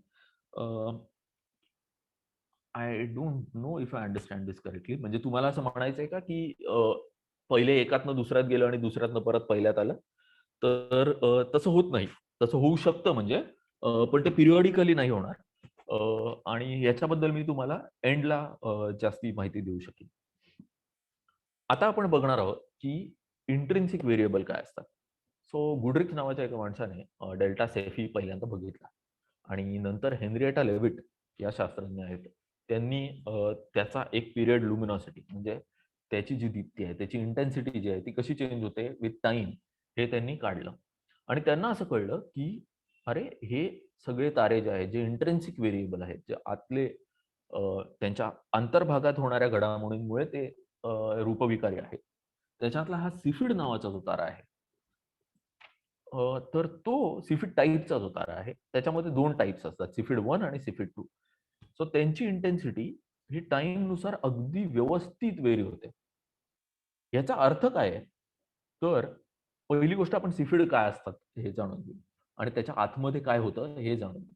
So होतं काय, या सिफिड ताऱ्याच्या आतमध्ये अ, काही कारणांमुळे ते तारे एक्सपांड होतात आणि मग ते कॉन्ट्रॅक्ट होतात. आता ते का होतं ह्याच्या पाठचं फिजिक्स थोडं कॉम्प्लेक्स आहे आणि जर का कोणाला ते जाणून घ्यायचं असेल तर आपण त्याबद्दल नंतर बोलूया. पण आतमध्ये काही प्रॉब्लेम म्हणजे काही घडामोडी होतात आणि मग तो तारा त्याचं आकारमान थोडंसं वाढवतो. जेव्हा त्याचं आकारमान वाढतं तेव्हा त्याची इंटेन्सिटी वाढते आणि मग ते एका पर्टिक्युलर रिझनमुळे परत कमी व्हायला लागतं आणि इंटेन्सिटी कमी होते. रेडियस वाढला, रेडियस कमी झाला, इंटेन्सिटी वाढली, इंटेन्सिटी कमी झाली. ह्याचा जो पिरियड असतो तो 1 ते 10 दिवसापर्यंत असू शकतो आणि त्याच्यामुळे जी मॅग्निट्यूड त्याच्या ब्राईटनेसमध्ये जो चेंज होतो तो 0.5 मॅग्निट्यूड टू 2 मॅग्निट्यूड एवढा असू शकतो आणि तो चेंज खूपच व्यवस्थित असतो आणि त्यामुळे हे जे सिफिड टाईपचे तारे आहेत हे खूप महत्वाचे आहेत, कारण की हे आपल्याला वेगळ्या वेगळ्या गॅलेक्झीजचं, वेगळ्या वेगळ्या तारका समूहांचं आपल्याला अंतर काढायला मदत करू शकतात. आता तुम्ही विचाराल कसं? तर मी एक तारा बघितला आणि त्याची लुमिनॉसिटी बघितली आणि over a period of few days, काही दिवसांमध्ये मी त्याची लुमिनॉसिटी, त्याचं मॅग्निट्यूड, त्याची दीप्ती मी अशी प्लॉट केली, त्याचा आलेख मांडला. तर काय होतं? तर मला दिसलं की अरे, हा तर एका पर्टिक्युलर पिरियडचा तारा आहे. ह्याची इंटेन्सिटी 2 मॅग्निट्यूडच्या आतमध्ये चेंज होते आणि हा 1 ते 10 दिवसांमध्ये हे होतोय आणि त्याची इंटेन्सिटी चेंज होते. आणि एका लाईनवर व्यवस्थित ते मांडू शकलो मी ते पॉइंट्स जे मी ऑब्झर्वेशन घेतलेले. म्हणजे काय, मला इमिजिएटली कळलं की हा तारा हा सिफिड आहे. जेव्हा मला कळतं की हा तारा सिफिड तारा आहे, मला त्याची लुमिनॉसिटी माहिती आहे, मी त्याचं सहज अंतर काढू शकतो. ओके. सो अशा प्रकारे सिफिड ताऱ्याचं अंतर काढलं जातं. सिफिड तारा जो आहे, तर त्याचे 2 प्रकार आहेत. सिफिड ए आणि सिफिड बी. तुम्ही मगाशी बघितलं, सिफिड तारे हे 1 ते 10 दिवसाचे असतील, तर ते त्यांची इंटेन्सिटी आणि 0 to 5 मॅग्निट्यूड्समध्ये असेल, तर ते टाइप 1 असतात.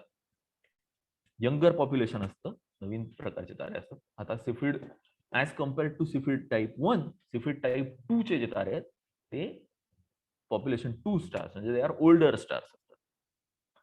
त्यांची जो मॅग्निट्यूड आहे ते 1.5 टू 2 मध्ये चेंज होतं. त्यांचा जो पिरियड आहे तो 12 ते 30 दिवसाचा असू शकतो. आणि त्यांचा लाईट कर्व जो आहे त्याच्यामध्ये एक असा बंप दिसतो. आता तुम्ही म्हणाल नेहमी लाईट कर्व असा दिसतो का? तर हा एक कॅरेक्टरिस्टिक लाईट कर्व आहे. अशा प्रकारचा लाईट कर्व दिसतो. पण ह्याची कॅरेक्टरिस्टिक काय आहे? तर इकडे असा हा बंप येणं ही त्याची कॅरेक्टरिस्टिक आहे. ह्याच्यावरून पण आपण पिरियड लुमिनॉसिटी रिलेशन प्लॉट करू शकतो. पिरियड लुमिनॉसिटी म्हणजे हे पिरियड म्हणजे टाइम आणि दीप्ती लुमिनॉसिटी ह्यांचा जो रिलेशन आहे ह्याच्यावरून मी अंतर मोजण्यासाठी ह्याचा वापर करू शकतो. इथे तुम्ही बघाल लाईट कर्व ड्रॉ केलाय सिफिडचा, त्याची इंटेन्सिटी वाढली, मग त्याची इंटेन्सिटी हळूहळू कमी व्हायला लागली, मॅग्निट्यूड कमी व्हायला लागला आणि परत ती वाढली आणि परत कमी. सायक्लिक प्रोसेस आहे ही सिफिड 1 ची. ऑन द अदर हँड सिफिड 2 ची प्रोसेस अशी आहे आणि हा जो कर्व आहे हा रिपीट होत राहतो. सिमिलरली आर लायरे नावाचे प्रकारचे तारे असतात. तेही त्यांच्या आतमध्ये होणाऱ्या घडामोडींमुळे त्यांचे ते रूपविकारी होतात. त्यांचा पिरियड इकडे दिलेला आहे. काही तास ते 1 दिवसापर्यंत असू शकतो. पण त्यांचा मॅग्निट्यूड चेंज जो आहे तो एवढ्या रेंजमध्ये असतो. हे तारे सिफिडपेक्षा छोटे असतात. म्हणजे कमी वस्तुमानाचे असतात आणि अगेन ह्यांना आपण पिरियड लुमिनॉसिटी रिलेशन असतं. आता हे पिरियड लुमिनॉसिटी डिस्टन्स मोजण्यासाठी आपण जसं मग याचे बघितलं तसं डिस्टन्स मोजण्यासाठीचं हे एक साधन आहे. फॅन्टास्टिक. सो इथे मी आर लायरे आणि सिफिड व्हेरिएबल्सचे कर्व लाईट कर्व दाखवल्यात. हे असेच कार्टून लाईट कर्व्स आहेत आणि इथे तुम्ही बघू शकता की कशा प्रकारचे हे लाईट कर्व्स आहेत. 24 तास 12 तासाच्या आत हे अख्खा एक व्हेरिएशन झालंय. व्हेअरएज इथे तुम्ही बघाल तर सिफिड व्हेरिएबल मध्ये हे काही वीक्सचं काही दिवसांचं व्हेरिएशन आहे. इंटेन्सिटी वाढली कमी झाली परत वाढली कमी झाली याचा पिरियड जो आहे तो वीक्सचा आहे. सो ह्याच्या पिरियडवर डिपेंड करतं की किती कुठच्या टाईपचा तो तारा असणार आहे आणि त्यांचं वस्तुमान ऑब्व्हियसली त्यांच्या मॅग्निट्यूड मध्ये किती फरक आहे ह्याच्यावर. त्याच्यानंतर टी टॉरी नावाच्या काही प्रकारचे तारे असतात. ह्यांचं पिरियड इकडे आपण दिलेलं आहे 30 ते 150 दिवस आणि हे येल्लो सुपर जायंट स्टार असतात. आर व्ही टॉरी नावाचे आणि अगेन दीज आर ह्यांचा व्हिज्युअल मॅग्निट्यूड आपण प्लॉट केला तर त्याच्यामध्ये फारसं पिरियॉडिक व्हेरिएशन आपल्याला दिसत नाही पण ते व्हेरिएशन असतं. ह्यांचं व्हेरिएशन बरंच असू शकतं. 4 मॅग्निट्यूड पर्यंत हे व्हेरिएशन जाऊ शकतं. पण त्याच्यामध्ये छान पिरियड असं दिसेल असं नाहीये. पुढे जाऊया आपण. आता ह्याच्यामध्ये लॉंग पिरियड व्हेरिएशन म्हणजे आतापर्यंत आपण जे बघितले ते काही दिवस ते काही तास ह्याच्यात व्हेरिएशन असतं. पण मगाशी मी तुम्हाला सांगितलं मीरा टाईपचे व्हेरिएशन असतात. ओमिक्रॉन सेटी तिमिंगल नावाच्या तारकासमूहातला ओमिक्रॉन नावाचा तारा. ह्याचं व्हेरिएशन हे काही दिवस ते काही हजार दिवसांपर्यंत असू शकतं. ह्याचा मॅग्निट्यूडही बराचसा बदलू शकतो. 2.5 मॅग्निट्यूड पासून ते 10 मॅग्निट्यूड पर्यंत. आता हा रेग्युलर व्हेरिएशन आहे बरं का. म्हणजे हे छानपैकी एक सायनोसॉइडल कर्व आपल्याला देऊ शकतो. त्याचा मॅग्निट्यूड वाढणार एका व्हॅल्यू पर्यंत परत एका व्हॅल्यू पर्यंत कमी होणार परत त्याच व्हॅल्यू पर्यंत वाढणार त्याच व्हॅल्यू पर्यंत कमी होणार. ह्याला आपण मीरा टाईप व्हेरिएबल किंवा रेग्युलर व्हेरिएबल म्हणतो. ओके. हे होतं का? तर त्याच्या पृष्ठभागाच्या जवळ त्याच्या वातावरणामध्ये डस्ट किंवा धुळीकण निर्माण होतात. का होतात कसे होतात ह्याच्या पाठचं फिजिक्स कठीण आहे. पण हे धुळीकण काही कारणांमुळे निर्माण होऊ शकतात आणि त्यामुळे होतं असं की त्याची इंटेन्सिटी कमी होते. मॅग्निट्यूड कमी होतो आणि आपल्याला ते कमी मॅग्निट्यूडचे दिसतात आणि नंतर मग काही कारणांमुळे ह्याचे जे डस्ट आहे ती विखुरली जाते आणि परत ते जास्त मॅग्निट्यूडने दिसायला लागतात असं होतं. ओमिक्रॉन सेटी हा याचा एक्झाम्पल आहे. Similarly there are other type of semi regular variables. म्हणजे जर का एखादा तारा आहे तो सुपर जायंट आहे किंवा जायंट आहे त्याचा व्हेरिएशन काही दिवस ते काही वर्षापर्यंत होऊ शकतं. पण असं नेसेसरी नाहीये असं होणारच असं नाही की तो एका पर्टिक्युलर मॅग्निट्यूड पर्यंत वाढला मग कमी झाला परत तो त्याच मॅग्निट्यूड पर्यंत वाढेल असं काही नाही. तो त्याच्यापेक्षा कमी मॅग्निट्यूड पर्यंत वाढेल किंवा त्याच्यापेक्षा जास्त मॅग्निट्यूड पर्यंत वाढेल असंही होऊ शकतं. ह्याच्यामध्ये सुपरनोवा पण असतात, जे इरप्टिव्ह व्हेरिएबल्स मध्ये येतात, बट अगेन दे आर ह्या सगळ्या टाइप्स आहेत ना, ह्या इंटरलिंक्ड पण असतात. हे पण सेमी रेग्युलर टाईपचे आहेत. ह्याच्यामध्ये काय होतं, टाईप 1 नावाचा एक सुपरनोवा असतो. त्याच्यामध्ये काही पर्टिक्युलर लाईन दिसतात आणि आपल्याला अगेन हा आपण काही कारणासाठी वापरू शकतो. सुपरनोवा होतो, तो फुटतो आणि मग आपल्याला एक इंटेन्सिटी मध्ये खूप वाढलेली दिसते, त्याचा मॅग्निट्यूड खूप वाढतो, जसं क्रॅबचा सुपरनोवा झालेला, आणि म्हणून आपण त्याला व्हेरिएबल स्टार म्हणतो. आता टाइप 2 सुपरनोवा जो आहे, तर त्याचा वापर जो आहे तो आपण एका पर्टिक्युलर कारणासाठी करू शकतो. त्याचा स्पेक्ट्रम बघून आपल्याला कळतं टाइप 1 सुपरनोवा आहे की टाइप 2 सुपरनोवा आहे. आणि जेव्हा हे टाइप आपल्याला कळतं, तेव्हा आपण त्यांची अंतर मोजू शकतो. कारण की जेव्हा एखादा सुपरनोवा एका पर्टिक्युलर टाइपचा असतो, त्याची इंटेन्सिटी एका पर्टिक्युलर पद्धतीने वाढते आणि पर्टिक्युलर पद्धतीने कमी होते. आणि जर का हे मला कळलं, तर मी त्याचं अंतर हे बघू शकतो. आता ऑब्व्हियसली मोजू शकतो. ऑब्व्हियसली तुम्ही सुपरनोवा काय असतं हे तुम्हाला माहिती असेल. सो इथे टाइप 1 आणि टाइप 2 सुपरनोवा तुम्हाला बघायला मिळत आहेत. टाइप 2 मध्ये असा एक प्लॅटू दिसतो आणि टाइप 1 मध्ये इंटेन्सिटी वाढते आणि मग ती कमी होते. ओके. तुम्ही इथे बघाल एका पर्टिक्युलर तारकासमूहामध्ये अँग्लो ऑस्ट्रेलियन ऑब्झर्वेटरीने घेतलेला 1987 ए या सुपरनोवाचा फोटो आहे. एक छोटासा तारा होता आणि त्याचा अचानक सुपरनोवा झाला. सुपरनोवा जेव्हा होतो, तेव्हा त्याची इंटेन्सिटी एवढी जास्ती असते, की तो अख्ख्या गॅलेक्सीला झाकळून टाकू शकतो. सगळ्या ताऱ्यांची इंटेन्सिटी मिळून त्याच्यापेक्षा जास्त इंटेन्सिटीने तो चमकायला लागतो. ह्याच्यानंतर इरप्टिव्ह व्हेरिएबल्स असतात. जसं कोणीतरी मगाशी प्रश्न विचारलेला, अभिजित आय थिंक, की अ, हे पिरियॉडिक असू शकतं का? तर नोवा टाइपचे काही तारे असतात. इरप्टिव्ह नोवे ज्याला म्हणतात. नोवा म्हणजे नवीन तारा. तो बराच त्याची इंटेन्सिटी वाढते, कमी होते. सो त्याच्यामध्ये होतं काय? एक मोठा तारा आहे, तो वाढला, वाढला, वाढला आणि दुसऱ्या छोट्या ताऱ्याच्या जवळ गेला. सो हा छोटा तारा त्याचं वस्तुमान स्वतःकडे खेचून घेतो आणि मग ह्याचं वस्तुमान एवढं वाढतं, की न्यूक्लिअर फ्युजन तिकडे व्हायला सुरुवात होते. मग तो तारा बर्स्ट होतो. तो तारा फुटतो आणि त्याला आपण नोवा म्हणतो. फुटला, की परत काय होणार आहे, की त्याच्या आसपासचं मॅटर बाहेर जाईल आणि परत इथनं नवीन जे मॅटर येईल, ते परत त्याच्या भोवती फिरायला लागेल आणि परत एक न्यूक्लिअर रिएक्शन होईल आणि परत तो तारा मोठ्या इंटेन्सिटीने दिसायला लागेल. याला आपण इरप्टिव्ह नोवा असं म्हणतो. कारण की त्याच्यात इरप्शन्स होत आहेत. त्याचा स्फोट होतोय सारखा-सारखा. पण अगेन स्फोट झाल्यामुळे काय होतंय, की तो जो तारा आहे, त्याची इंटेन्सिटी चेंज होते. म्हणून तो एक व्हेरिएबल स्टार आहे. आता ह्याच्यामध्ये इंट्रिन्सिक ॲज वेल एज एक्स्ट्रिन्सिक कारणं आहेत. म्हणून मी तुम्हाला म्हटलं हे इंटरलिंक्ड असू शकतात. आता ह्याच्यामध्ये रिकरंट नोवे पण असतात. म्हणजे परत-परत त्याचं मॅटर आलं आणि परत ते त्याच्याभोवती फिरलं, आदळून त्याच्यात न्यूक्लिअर रिएक्शन झालं, तर तो परत-परत तो नोवा होत राहणार जसं मी सांगितलं. किंवा ते एकदाच होणारे पण असू शकतात. इकडे तुम्ही बघाल एका पर्टिक्युलर तारा आर-एस ऑफ युकी नावाचा एक तारा आहे, ज्याचं आर्टिस्ट रिप्रेझेंटेशन इकडे राइट साइडला दिलंय. 33 साली त्याची इंटेन्सिटी एकदम वाढली. मग तो नॉर्मल होता. मग परत 58 मध्ये वाढली. मग परत 67 मध्ये वाढली. हा इररेग्युलर व्हेरिएबल मध्ये मोडणारा रिकरंट नोवा असा त्याला आपण म्हणतो. असंच बरेचसे तारे आपल्याला बघायला मिळू शकतात. जसं इकडे तुम्हाला एक एस्ट्रॉनॉमिकल सोसायटी ऑफ जपानने एक इरप्टिव्ह नोवा बद्दल दिलंय. इंटेन्सिटी त्याची वाढते. इथे तुम्हाला बरेचसे असे पीक्स दिसतील. हे जे पीक्स आहेत, ती इंटेन्सिटी वाढताना दिसते. आता मी एंडला अशा भयंकर स्लाईड का टाकल्या? तर दरवेळेस आपल्याला छान असे कर्व्हस मिळतील असं नेसेसरी नाहीये. आता सिम्बायोटिक टाइपचे स्टार्स असतात, ज्याच्यामध्ये मी जाणार नाहीये किंवा हे सगळं आपण स्किप करणार आहोत फॉर नाऊ. आणि इथे एक शेवटची स्लाइड आय थिंक आहे आणि त्याच्यानंतर मी तुम्हाला एक गोष्ट अजून सांगेन आणि मग आपण थांबूया. वेगळे तारे हे 4 डायग्रामवर कुठे असतात हे तुम्हाला इथे बघायला मिळेल. जसं डेल्टा सिफी हे इथे आहेत, सेफिड टाइपचे तारे. आर-बीट सेफिड बीटा सेफी टाइपचे तारे इकडे आहेत. ड्वार्फ व्हेरिएबल्स इकडे आहेत. हे फ्लेअर टाइपचे काही तारे असतात, ज्याच्यातनं फ्लेअर्स निघत असतात, ते इकडे आहेत. असे वेगळे तारे एचआर डायग्रामवर वेगळ्या-वेगळ्या जागी तुम्हाला बघायला मिळू शकतात. इथे तुम्हाला सगळ्या टाइपचे व्हेरिएबल, ऑलमोस्ट सगळ्या टाइपचे व्हेरिएबल बघायला मिळतील.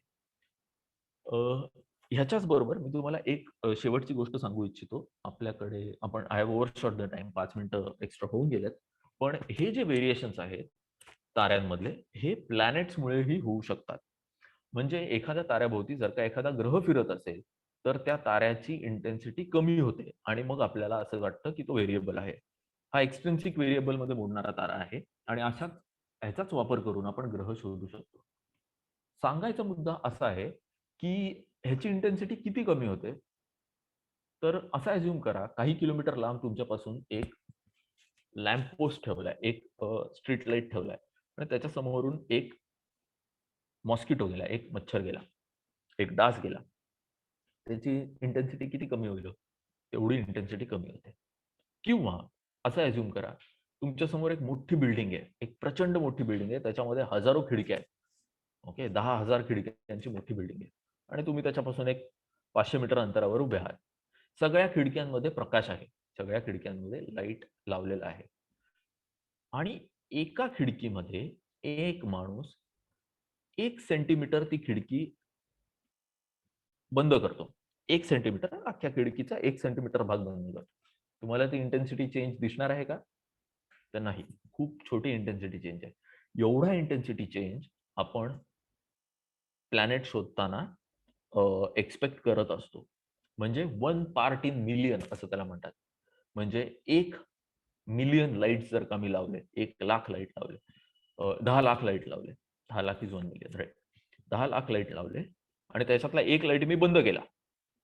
तर किती इंटेन्सिटी मध्ये चेंज होईल? तो इंटेन्सिटी चेंज मी शोधत असतो. केपलर, कोरो, COROT नावाचा एक सॅटेलाइट होता फ्रेंच. त्याच्यानंतर केपलर आला आणि आता टेस नावाचा एक सॅटेलाइट आहे. हे अशी इंटेन्सिटी चेंज शोधतात आणि अशा प्रकारे वेगळे वेगळे ग्रह जे दुसऱ्या ताऱ्यांभोवती फिरतायत ते शोधून काढतात. याबरोबरच सॉरी, हे थोडं एक्सटेंड झालं कारण की हे 2 टॉपिक कव्हर करणं आणि त्याला व्यवस्थित जस्टिस देणं थोडं कठीण आहे एकत्र. But we have tried to do that. आम्हाला फ्लेवर द्यायचा होता. खगोल मंडळा थ्रू आम्हाला तुम्हाला या दोन्हीचा फ्लेवर द्यायचा होता. सो तो आय थिंक मी देऊ शकलोय. तुम्हाला काही प्रश्न असतील तर तुम्ही अनम्यूट करून नक्कीच विचारू शकता.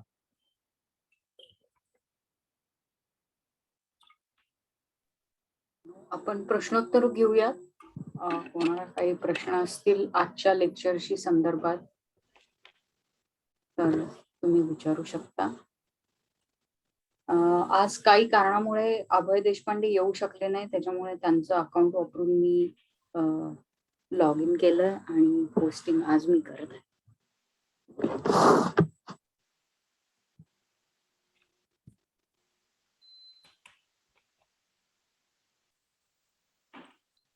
प्रश्न दिसत नाहीये.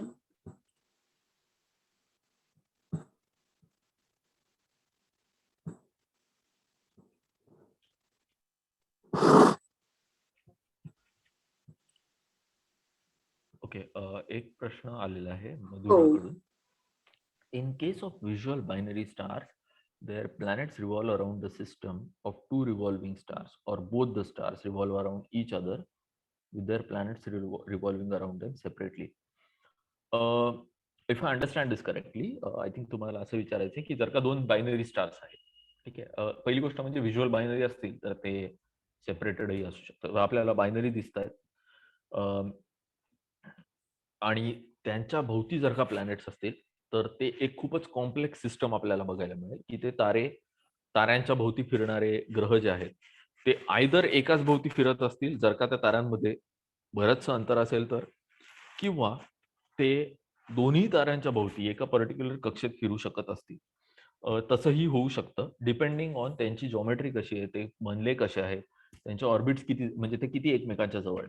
एक्झाम्पल द्यायचं झालं तर आपला जो मित्र तारा आहे प्रॉक्सिमा सेंटॉरी, ओके, त्याच्या भोवती it is a 3 star system. तिथे 3 तारे आहेत, प्रॉक्सिमा सेंटॉरी ए, सॉरी, अल्फा सेंटॉरी ए, अल्फा सेंटॉरी बी आणि सर्वात बाहेरचा जो तारा आहे त्याला प्रॉक्सिमा सेंटॉरी असं म्हणतो.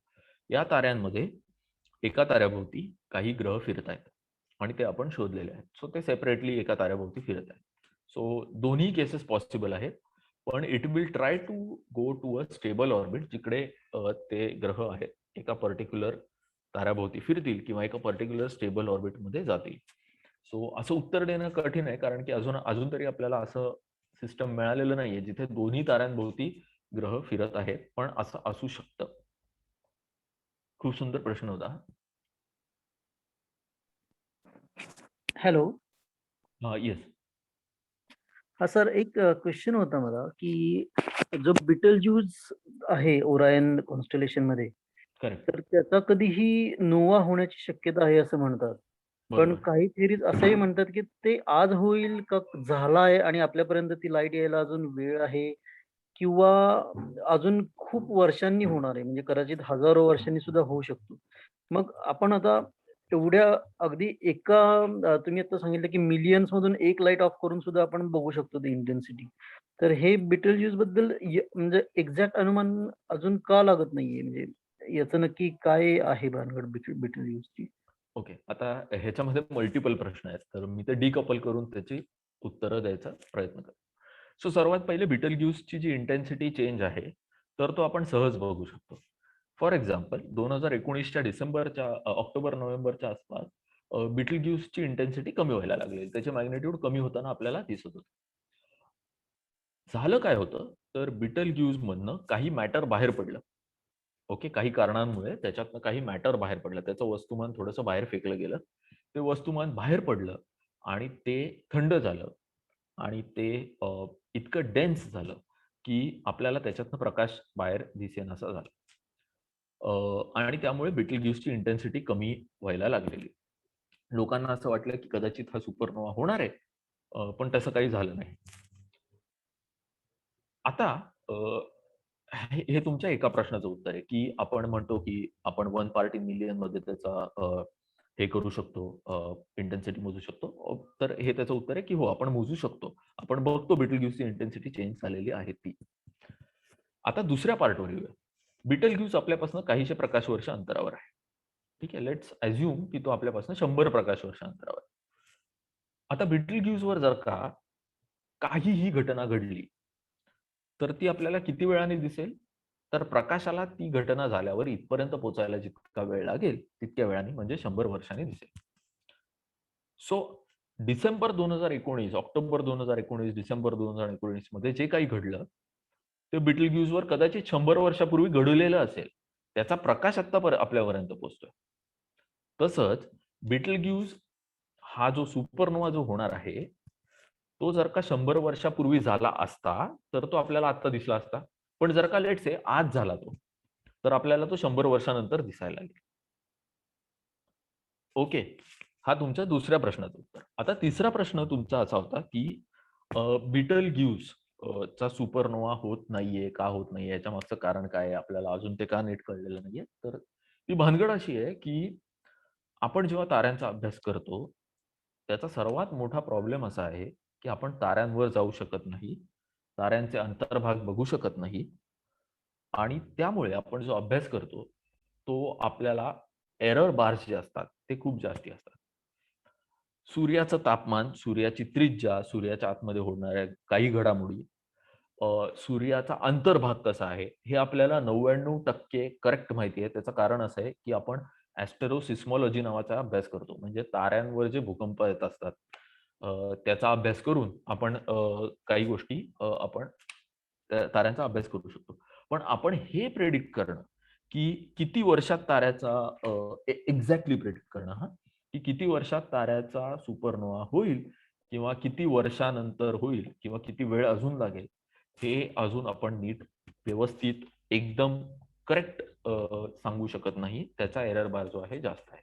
आपण करेक्टली काय सांगू शकतो? तर ताऱ्याचा अंतर्भाग कसा आहे? त्याचा एक्झॅक्टली त्याचे वस्तुमान किती आहे? त्याची त्रिज्या किती आहे? त्याच्या आतमध्ये जे 2 लेयर असतात, काही रेडिएटिव्ह भाग असतो, काही कन्व्हेक्टिव्ह भाग असतो. हे किती अंतरावर आहे? हे सगळं आपण खूप चांगल्या एस्टिमेटनी सांगू शकतो. पण तो कसा इव्हॉल्व होतोय, किती वेळात होईल, त्याच्यावरचे जे एरर बार्स आहेत, ते खूप जास्ती आहेत. आय होप मी तुमच्या प्रश्नाला व्यवस्थित उत्तर देऊ शकलो. हो सर, हो सर. Thank you. अजून कोणाला प्रश्न आहे का?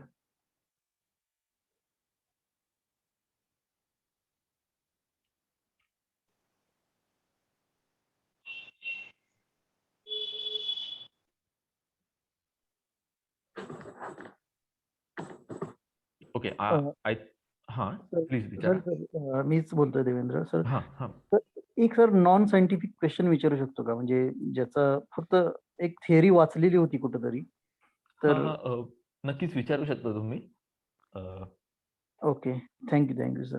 तर ॲक्चुअली सर आपण व्याधाबद्दल आज बरीचशी माहिती घेतली. जशी बायनरी सीरीज ए आणि सीरीज बी आहेत आणि सीरीज बीचं वस्तुमान किंवा मास हे ए पेक्षा खूप जास्त आहे.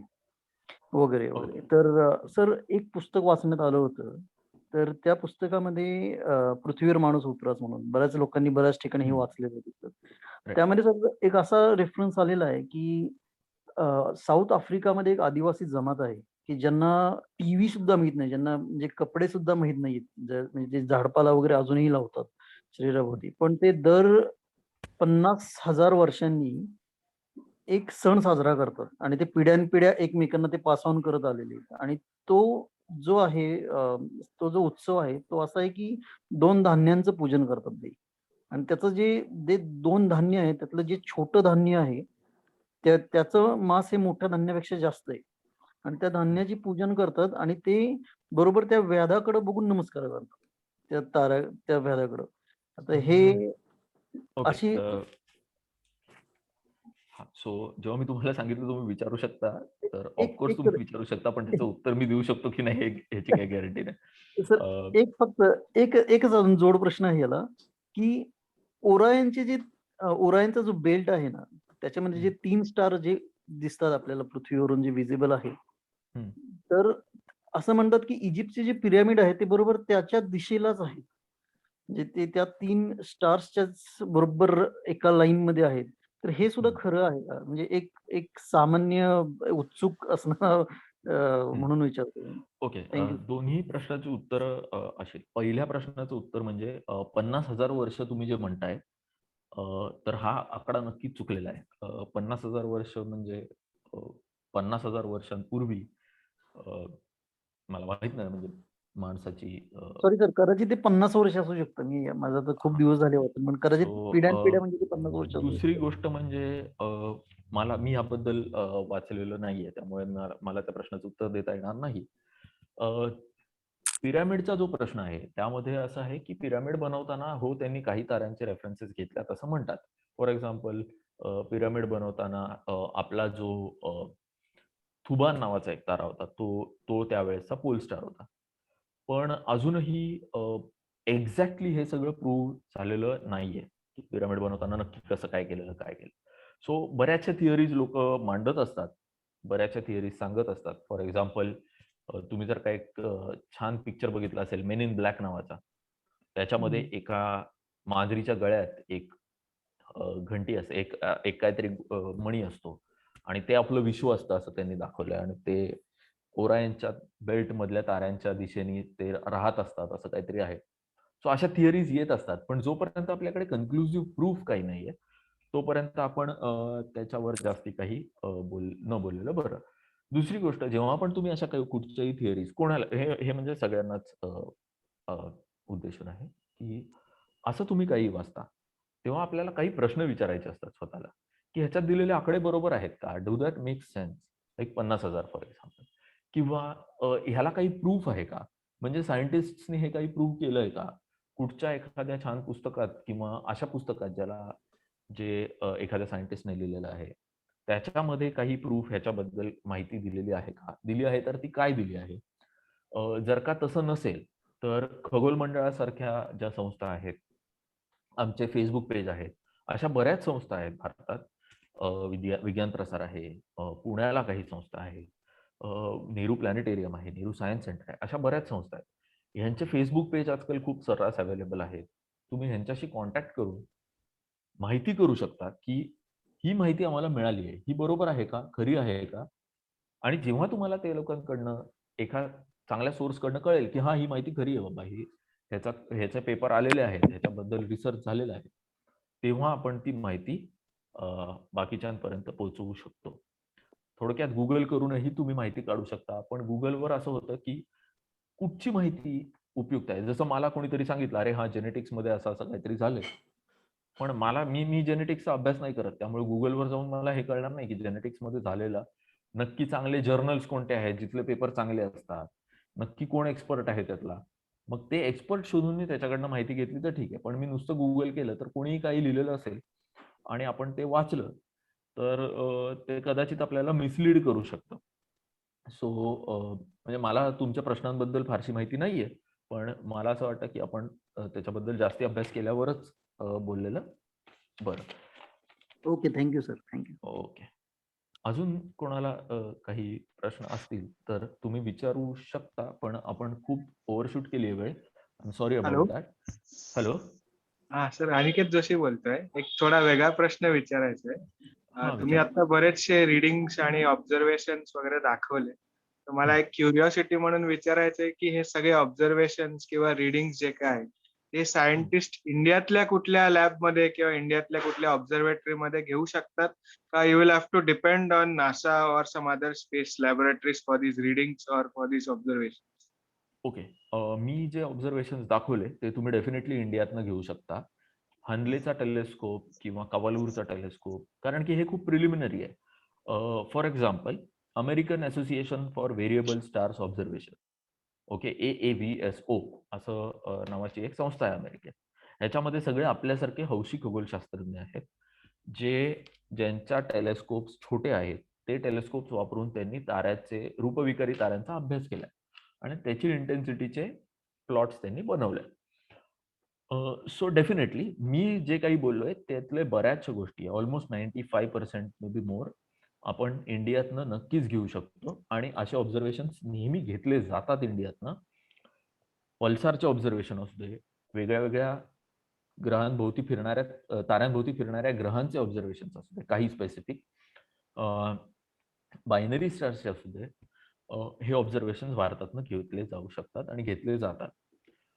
ऑन द अदर हँड असंही आहे की आजकाल जे सायन्स होतं, it is not individual science, it is not a community based science, it is not a country based science, it is world class science that is being done. म्हणजे जो काही data मोठ्या मोठ्या टेलिस्कोप्स मधनं किंवा मोठ्या मोठ्या ऑब्झर्वेटरीज मधनं येतो, ते बनवणारे लोक जे आहेत ते डेटा वापरतात, त्यांना प्रायोरिटी असते.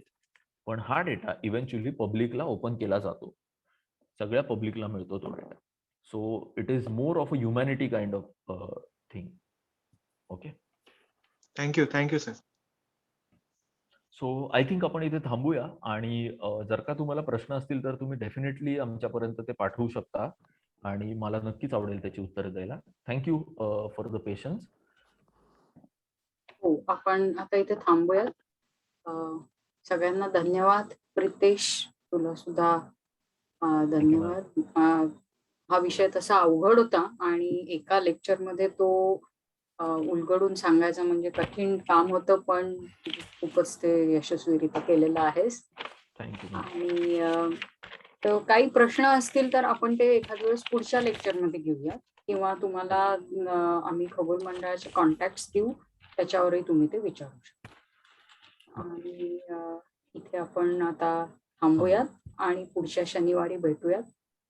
तोपर्यंत सगळ्यांना शुभेच्छा आणि सुरक्षित राहा ही इच्छा. Bye bye, take care. Bye ma'am. Bye bye, see you. मी रेकॉर्डिंग थांबवत आहे आता.